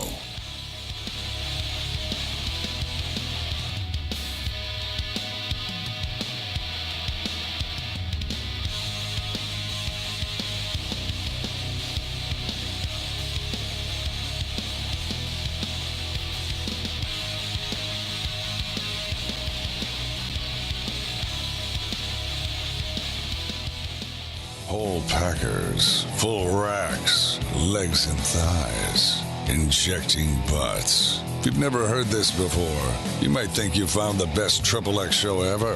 Let's get back to the most homoerotic host out there today, Greg Rempe. And we thank Travis Brown for joining us the last segment. BrowsieAcres.com. Follow him on Instagram at BrowsieAcres. This portion of the show being brought to you by JRE Tobacco, makers of Corojo Reserva, Sumatra Classic. The list goes on. When you are smoking a premium hand-rolled cigar by JRE Tobacco, they are second to none, giving you a smoking experience that you will talk about to your live fire friends, for crying out loud. They're making cigars that are the best in the industry right now. If you don't have a retailer near you that is selling them, get over to the website, jretobacco.com, and find a retailer near you, or tell your retailer isn't carrying to start carrying Aladino line immediately, if not sooner, of course. All right, helping me close the show tonight is a guy selling barbecue to the masses in the unincorporated parts of LA County. We'll get to why that's relevant here in just a minute. He caters for Cypress Hill. You ever heard of them?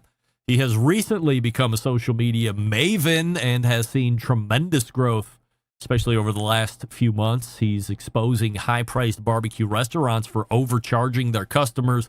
He's calling out social media influencers in LA, and this is all known as the Barbecue Wars. By the way, if you've ever been looking for a barbecue pirate, the search is over, because he's joining me right now. Dustin Barts is on the show. Yes. Dustin, before we get going, we have a YouTube poll question of the week, and we're asking everybody, if I gave you 5... No, I'm with Travis Brown. No. It's an immediate no. No, I was ready to puke myself. I mean, I almost threw up watching that. I was drinking beer, and like that was like, oh man, that was the worst. I couldn't. Have you not imagine run drinking across the his juice. account yet?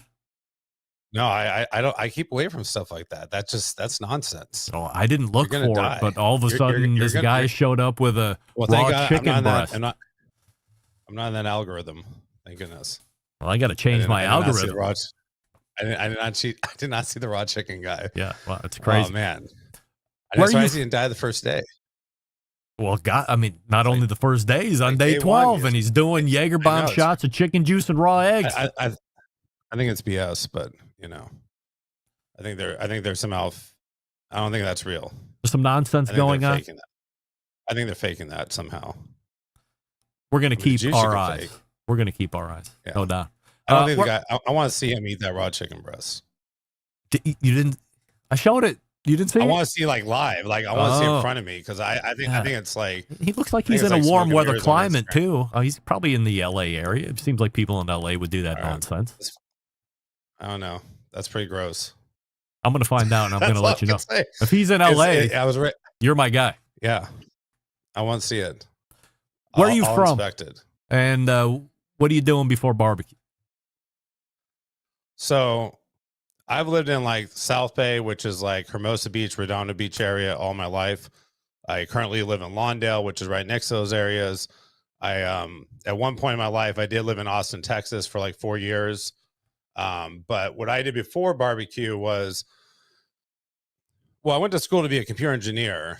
And then like the last semester while I was going to be a computer engineer, I just decided I didn't want to do that. And so like I was selling some stuff on eBay, and I had like this good sales job at a PC Mall where I made this great commission. And I'm just like, screw college. I'm just going to like do my own thing and like, work at this one job and then do this eBay thing. And eventually the eBay thing turned into this, I was like manufacturing these security camera systems and like selling them through eBay. Like that's where it evolved eventually. So for like 15 years, I had my own product line. I manufactured security cameras. We were in like Las Vegas casinos, all types of, we were Nevada Games certified, and it was all like analog. And then all of a sudden HD came around, and all these Chinese manufacturers made these like cheap 1080p cameras. And like my system was just like, boom, like no longer, I couldn't make money off it. That was it.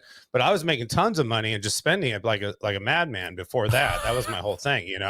I made tons of money. No joke. I mean, I thought like people went to business just because it was easier than to get a regular job, because like my first few businesses were really good. Yeah. I made tons of money. I mean, but I spent all. I partied it up, went to Vegas, had a great time. Nobody gets But a then hold of you eventually- and says, hey, Dustin, you're making this great living. Why not section off a portion of this? Live like a maniac to a certain degree. I was in my 20s, bro, and like there was no stopping me. Wow. We were having a great time. Like everyone that was around me that time had a great time. Was everybody So benefiting anyways, from your riches? Is that what you're saying? we just had a great time. It was like the best time of my life, And I moved to Austin. I was still making the same money because my stuff was all via online. So like when I moved to Texas, I was like a multimillionaire there. Yeah. Because when I made a couple $100,000 in LA and then moved to Texas, it was like, dang, dude, Yeah. like you're like super rich now. At least when I was there, that was right when all the California people started moving there before it got destroyed by California. Because like Austin, Texas got destroyed by California. Yeah. But I was there right before the destruction, and it was a great place. I mean, it was a great time. I had the best time in Austin, Texas. Is that where you got into barbecue? Well, I started eating a whole bunch of it there. And then I was like, man, I guess I was missing something in California. So I moved back to California, and I went to all these barbecue spots. And I'm like, man, it's nothing like this Texas thing. Yeah. So that's when I started researching it. There was like, I think that was like the beginning of like maybe Franklin had something on YouTube or something like that. And I figured out I need to get a smoker, got a smoker, started cooking barbecue in my backyard. My surveillance business went down the tubes. I had no money. And after a lot of drunk poker nights cooking barbecue for my buddies. They're like, why don't you go like to a brewery and try to sell some food there to make money? I'm like, okay, let's try that. And that was like 7 years ago. And I went and started selling some food at a brewery, and now we're eventually going to be where we're at today. That's what I did beforehand. Where does my favorite teenage rap group come into play for you, Cypress Hill? So after a whole lot of stuff, during the pandemic, well, I can't, I mean, I could go on forever, the 4 years, 6 years prior to that. But the short version was in 2019, right before the pandemic, I bought this food trailer, had a spot to put it at. I'm going to start this catering part of my business with my big smoker. The pandemic happened. All the catering jobs I had were destroyed because like they, you know, there was no catering. Yep. I had a whole bunch of debt at that point. Well, Sony Pictures came into my buddy's film studio where my smoker was illegally parked and my food trailer. Cause I don't, the way I had set up, it wasn't legal, but we were going to just be do catering out of the spot. So he had this film studio. They came in there. He was only willing to stay open. So they did all these virtual reality shows for Sony Music. And one of the acts is Cypress Hill. So I cooked all the food because I was like their on-site caterer. That's what it was. Like they rented the space. I was on-site caterer. So that's how I made a bunch of money during the pandemic. I was like catering for all these different music artists on this like closed set, you know, where they're doing these virtual reality shows. And then Cypress Hill was one of them. And then I sent the food in there because like they had way more people than they're supposed to have. So like, you know, I'm supposed to have 2 or 3 people. They had like 17 and it was a pandemic. It's like, whatever. So I'm like, I have to do barbecue because there's no way I can cook for all these people otherwise. Yeah. And so like I cooked for all of them and like this barbecue stuff I sent in there. They liked it. And they came out and asked for my card. And I'm like, okay, that's weird. It's like pandemic. Whenever I guess we opens back up, maybe you'll call me. And I get my card. And then like 2 weeks later, I get a phone call like, hey, meet us $500 for everything. Cause like they wanted to, like all the different meats. And I said, yeah, $500 for like 10 people. No problem. And then they called me, gave me this address finally where I drove my stuff down there with the food. And I dropped off the food in this like building. And that was it. And I was like, this is like, and B-Rail's there. And it's like, it's crazy, dude. It's like Cypress Hill's here. And I'm like dropping food off in the pandemic. And I don't know why all these people are here. So I just dropped it off. We did a bunch of different times because I don't ask questions. That's my thing. It's like a barbecue dead drop. You're paying me. I'm just going to show up. I'm going to drop it off. Yeah. So like, anyways, after like 4 or 5 times, we finally realized they had this show and all this other stuff. So basically every 2 weeks for like a year, I was like paid to come down there and drop food off. And then eventually all that turned into like this friendship thing I have with everyone there and all the people related to it. And so like now it's like back before the pandemic, I used to have all my buddies come to my backyard and we'd try new stuff I'd make. Well, that stopped after the pandemic. So like basically the whole Cypress Hill crew are those guys now for me. And I just like make some food and I bring it down there and just hang out. It's like hang out with your friend, you know, all your homies, you know, it's like, here you go. We're going to try this new stuff. And, you know, it's like whatever I'm making or like I have barbecue, you know, and they want, you know, barbecue. I just bring it down. I hang out with them. I'm on their show because he has like the Dr. Green Thumb show, the podcast. So like I'm on that show. I'm on like E-Zones, who's through them. They have like the We Don't Smoke the Same podcast and this High and Hungry TV. So like all this stuff, I'm all these different shows and I just hang out with all these guys and it's like the best time ever. It's like, hey, I don't know what to say. It's like I hit the lottery by just like meeting like the right people during the pandemic because like I have a great time. Right place at the right time. How it goes. Kind of happens. Yeah. So it's crazy. I called you the barbecue pirate because of how things, maybe specifically with you, but maybe just in general, how they operate out there. No health department, no permits needed. Literally seems like the Wild West of barbecue. How can this be legal?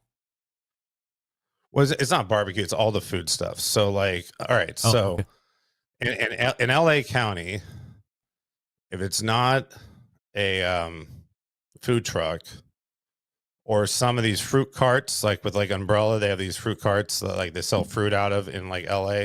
Some of those are legal. And then there are some like hot dog vendors that are legal at like certain venues, but all the stuff you see on Instagram where it's a tent, it's a pop-up, it's on the side of the road. There's no permits. There's no nothing. I don't care what people tell you. It's bullshit. There's nothing. It is illegal. but there is no stopping it because they all are popped up usually on areas that are unincorporated parts of Los Angeles, which what that means is in the city of Los Angeles, there's parts that are right next to another city, but that's not part of that city. So it's part of this area that's like this void in Los Angeles where it's not like the city, but just this outskirt areas. So you'll see all these food pop-ups there, and they just pop up there illegally, including myself. It doesn't matter. There's no enforcement. There's no one stopping you. It's like you just do whatever you want to do. It's like the new way. I mean, it's even funnier now because everyone does what they want to do. But like, the food vendors always have been doing that. We just pop up there, and I mean, there's really nothing that can stop us except for like, I guess the health department, they showed up or something. But they don't seem to have any interest in doing that. Well, I mean, I don't know. They're pretty understaffed. I mean, what are they going to do? Go to all these like hundreds and thousands of pop-ups all throughout LA and like try to stop them? They don't have the funds for that. They don't have the funds for anything. Maybe they give you like a fine to pay and generate funds that way. At least fine you for nonsense. I mean, I'll tell my followers that happened, and they'll probably help me out, and we'll pay for the fine, and I'll just do it again. Wow. They're not going to stop me. So you're in the unincorporated or the gray area parts of LA yeah, it's County. right by my house. Like where I'm at is perfect. It's like it's literally 2 blocks from my house is this golf course, which I'm banned to say their name because of whatever. So, anyways, there's this golf course in Lawndale that's near my house, and on Prairie, and I pop up in front of that golf course. On the street, and that's like 2 blocks from my house. So that's why it works out. Cause I mean, dude, I have a 1,150 gallon smoker right now that we park on the side of the road. And I'm like a homeless dude.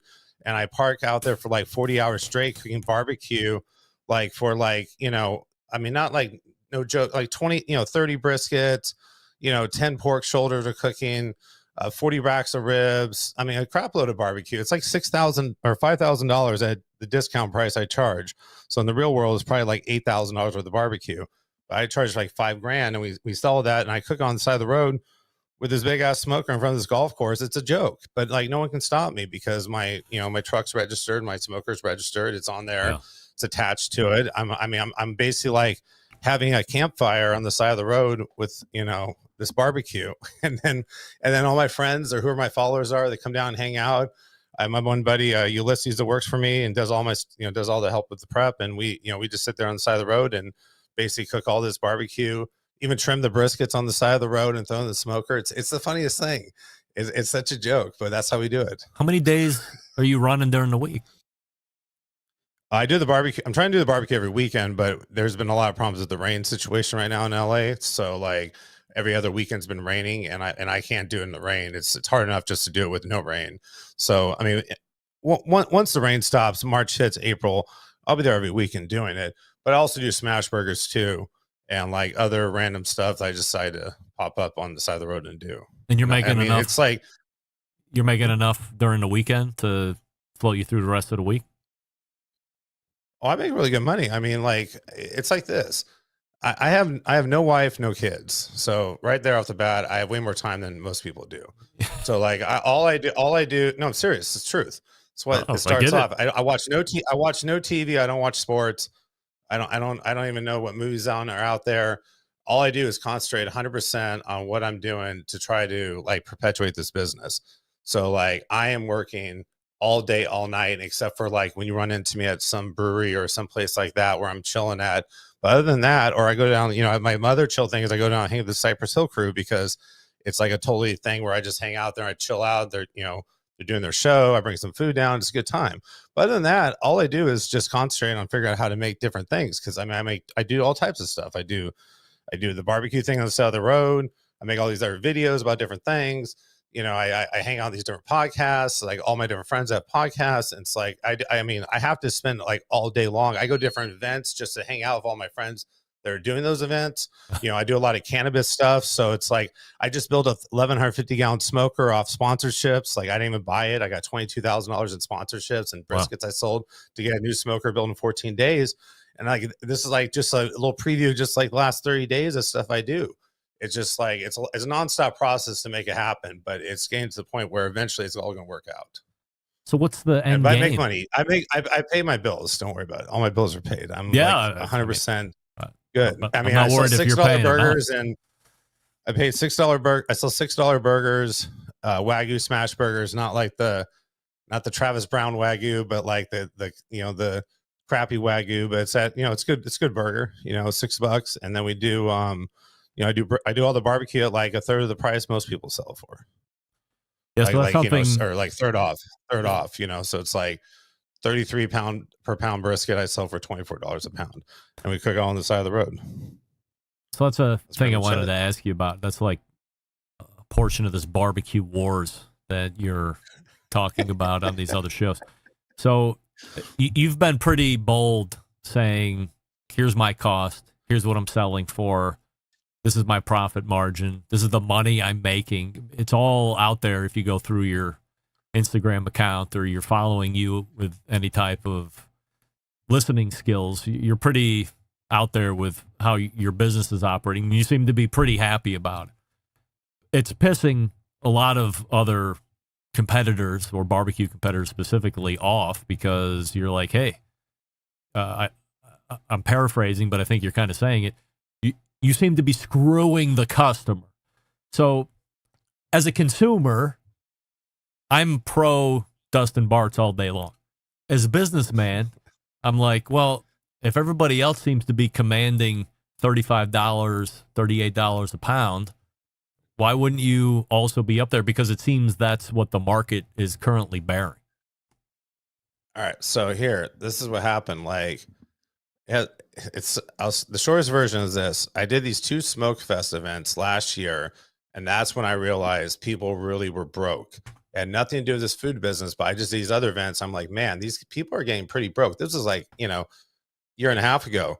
And so like I was like, man, maybe I should start lowering the price of my food and just see what happens, because we're like selling the side of the road. I was selling $10 smash burgers like everyone else, and I'm just like, you know what, I went to a couple places and I was paying like $25 for a burger, and I'm like, this makes no sense. Like, the meat doesn't cost this much. Like, I know what it costs because I make this shit. Or sorry about the language, I make this stuff. But anyways, so I know, never mind. You never know. But anyways, so maybe my niece is watching, but anyways, like I saw the prices and like, I'm just like, I'm going to charge less. So like I posted this post that I was going to start selling $6 burgers. And then like a couple of people picked it up, like this LA Taco. I think they were just trying to clown me. Like, I'm not going to actually do it.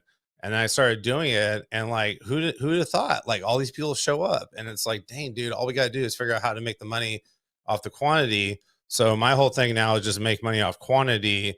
I already know how to make the quality, so we just mass produce it. So like me and Ulysses that work for me, I mean, the two of us on these 2 griddles we can pump out like 125 patties an hour. So I make average $4 per patty. So just do that math. And then, and after I pay him like $25 an hour and he gets $1 per patty tip on top of it, he's making like over $100 an hour when we're busy. And I'm making like $300-400 an hour, depending how fast we are. And we're just smashing all these burgers out. And like, I do it for 2 or 3 hours on the side of the road, and I make like, $500-800 sometimes on a really good day. Other days you make a couple $100, depends. But I just do different days. And then I do the barbecue, and the barbecue is great because, we're selling on pre-sale. We don't have food really for the side of the road. It's like this whole angry thing going on until we got our second smoker. We're making a second one. So now when I get 2 of them on the side of the road, then we'll have plenty of food for everybody. But right now we're selling out just on pre-sale on the internet. Wouldn't doubling the smoker capacity just lead to double the amount of pre-sale barbecue? Well, I don't care. I'll take that. Then that's even better. Right. I'll double the just seems like it would follow suit. No, there's a lot of people that want to just walk up. So like, we're going to have 2 lines and have a pre-sale line and have a walk-up line. Some people just like to walk up. They like to stay in line. I mean, the line's long for the pre-sale. They're both line. We eliminate the fact that everyone has to spend 4 or 5 minutes trying to order what they want. Yeah. And then everyone in the pre-sale knows they got what they want. So it works great for us. We do. I mean, I didn't think we'd be able to pre-sell a whole 1,150 gallon smoker out that we cook in there, like with 2 loads of barbecue. But yeah, we're doing it already in like the first 3 events. It's crazy. Let me ask you, because I'm seeing it in the Insta chat. When you talk about the difference between what you're doing and what a brick and mortar restaurant is doing, I'm getting the difference is that restaurants have overhead, rent, insurance, things like this. This is why they charge more than you're charging. Well, they also are open every day of the week. I'm only open like one day of the week at the most. So like what I do is hey bro, my head's not big. Like I can't get people down there every day of the week if I had a restaurant. It wouldn't happen. I'd fail. I have enough people that I know one day a week, if I do barbecue, they're going to show up and they're going to buy the food off me. See, a lot of people that open restaurants, they're not business people. They're just people know how to cook food. They don't think about what they're doing. They just know the next step is like, your head's so big, whatever you're doing before that, you need to open a restaurant. That's like the worst idea ever. Yeah. I mean, I've been offered celebrity people to open restaurants with, and I didn't open restaurants. I mean, there's all types of lists of people that know me that all types of stuff I've been offered, but I prefer just to keep it small like this because I know that like my reach is only so many people in the South Bay, so to speak, will show up to my events. That's why I do a lot of catering. I make money off catering. I make money off all types of different things, and regarding to the food business. But like, the pop-up thing is just one aspect. It's just like one thing I do. I do other stuff too. Like I just like, I cater for some construction company the other day, and then like, and then Insomniac that does all the raves. I did their holiday party like a few weeks ago, and I do all these big events, for all these other people. And those, they pay me like a discounted rate compared to like most catering companies because I give them a good price, but it's more than what I make off the side of the road. So like, that helps keep everything going financially. Do you so think like the difference is the brick and mortar is out of date is what I'm trying to say. Like if you're opening a brick and mortar, you better be sure you have a lot of people that want to come eat your food. Because people don't like, I go to where the people are at, like I'm on the side of the road, like they come where I'm at, on this one day, they know they can get my food that day or this day. And that's it. But I sell a whole bunch of food. Like, I mean, most restaurants, you're not going to be maxing your grill out the whole time you're open unless you're in and out. In and out does maybe McDonald's, but most brick and mortars, like, some do, but most aren't open, like, where they're just like, so many people that they don't have enough griddle space. But that's our problem. We have like 2 dudes, 2 griddles, and we just do it till we're done and people wait in line. And when they're done, we made our money and we're out. And that way I don't have to pay like a bunch of, that's why I pay my guy $25 an hour, $30 an hour, depending on the event, plus his tips. It's like, he's stoked because he's making over $100 an hour of tips and like just sitting there working with me, smashing burgers. It's like, it's a great gig we got going on. And I would never open a brick and mortar at all. Because it makes no sense in the current thing in Los Angeles. Other cities, maybe it makes sense, but in Los Angeles, I don't see how it makes sense based off what I do. So with your demand for one day, I mean, you ever teased it out to doing it 2 days or 3 days, and you've seen a fall off, so one day is a sweet spot? I physically can't do it.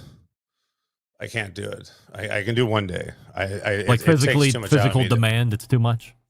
No, like on my body, like I need to do it. I mean, because I was I was on an IV on this last Sunday after I had food poisoning on Wednesday, and I had to cater for this construction job. So I had to cook all this food for 100 people while I was having food poisoning on like Wednesday night. I slept very little. I woke up. My Ulysses came to my house and we catered this construction job while I was still on, hoping that I didn't have to go to the bathroom while I was there, just like trying to get this through the day. And then like I did the construction gig, and then I got home and I was like, next day I was totally destroyed, but I had to start prepping for this barbecue event that we already sold out on for the weekend. So like I had to do all my stuff because I do everything myself. It's everything. I go I go pick up the smoker. I have to go pick up all the food, everything is all me except for when I have to like do the pop-up, then I have my guy there with me, Ulysses, and we do it. But I prepped all that shit and I was really messed up. And Saturday I felt good. I stayed for 40 hours straight cooking barbecue on the side of the road like a homeless person. Wow. And I start to finish, like we cooked everything on the smoker, including the cornbread because we didn't have time to cook in an oven. So we had a new experiment to see if we could cornbread in the smoker. It worked out really well and the cornbread turned out good.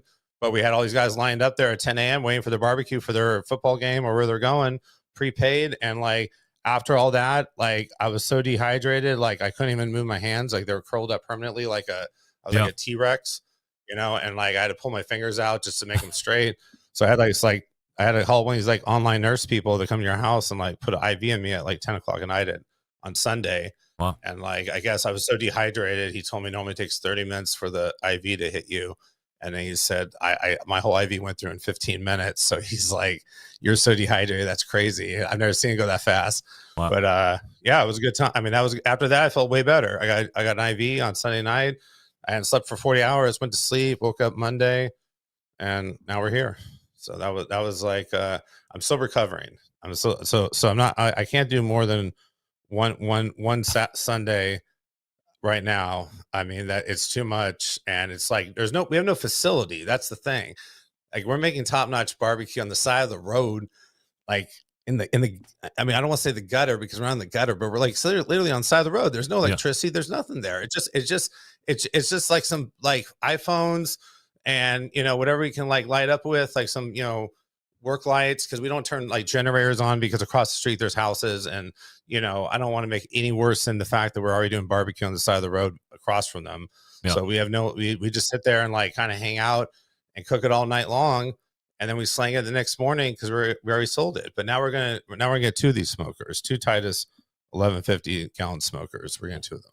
Wow. So if somebody wants to pre-order, they go to bartsbarbecue.com, or they go through everything Instagram? right now is on everything is on. Well, see, I've been trying to like isolate where all the people are coming from, so I've only been concentrating on the Instagram. I already know people go to the website, so the website I haven't updated in a long time, so it's all on Instagram. You'll see in the stories or in a post, like when we're doing barbecue. Like normally we do it this weekend, but it's gonna be raining, so we're only doing burgers on Saturday. So on Saturday in this golf course in Lawndale, you can find us in front of there, and we'll be doing smash burgers with brisket on top. And then the next big event will be, well, right now we're trying to get like another, that's how I paid for the previous smokers. We had like the first 150 people that bought briskets. They're getting names engraved on the side of the smoker. And so we have Super Bowl sales for brisket right now. So you can buy a brisket off me for Super Bowl, and you get on the second smoker that we're making, you'll be on there. And we're also selling pork ribs on Sunday for Super Bowl. Nice. But yeah, it's pretty much all Instagram. That's how everything goes.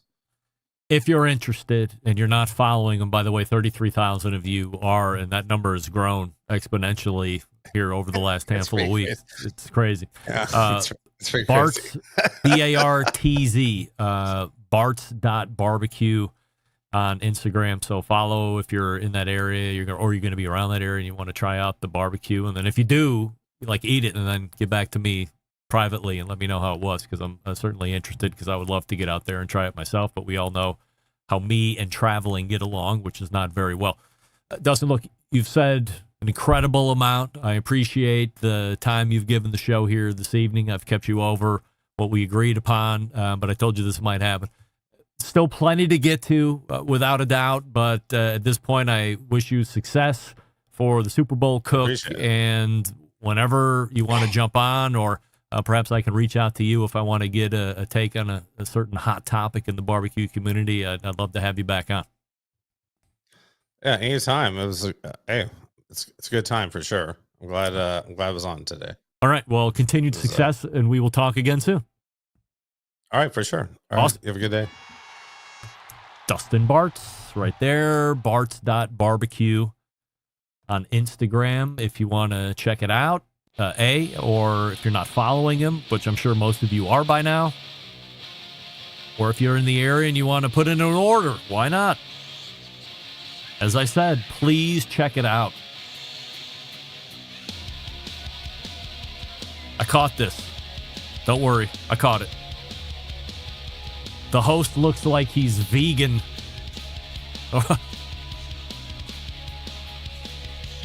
No. Not vegan. A lover of meat. A lover of everything bad for you. What do I have going for me? Still a decent metabolism at 49. And number 2, and perhaps more importantly, I get up in the morning and I work out. That way I can be a svelte host. You want some fat piece of crap hosting the show, right? You want somebody that you feel inspired by, you want to emulate. And you really want to make fun of me, talk about my receding hairline. We're not talking about that. I quit on that hair. All right, let's wrap the show. Stick around. We'll be right back.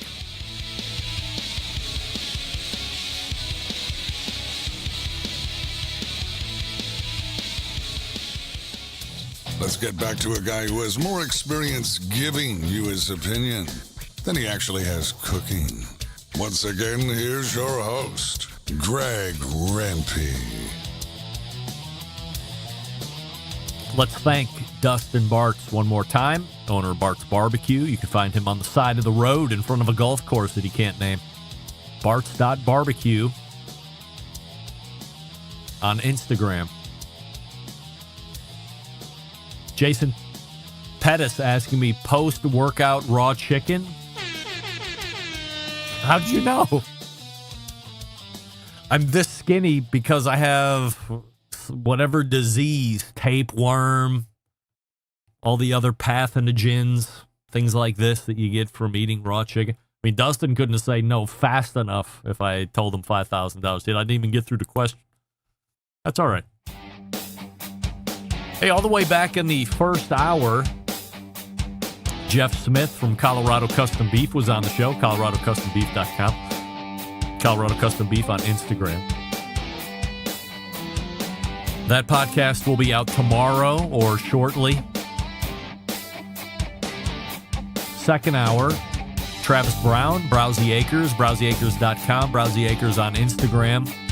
I think he's Travis Brown MMA. Personally on Instagram as well, with like 250,000 followers. I recommend trying both out, absolutely.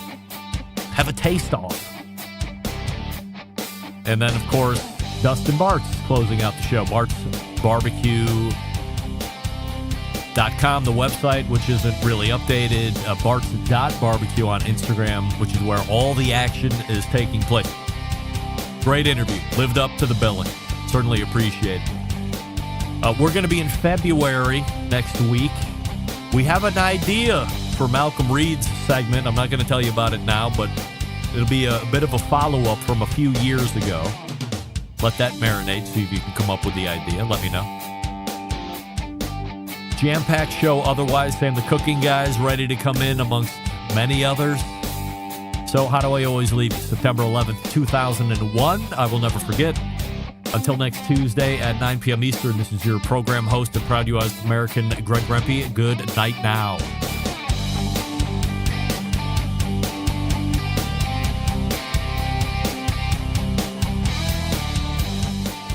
This is Chris Payne from Euclid, Ohio, and you are listening to Barbecue Central.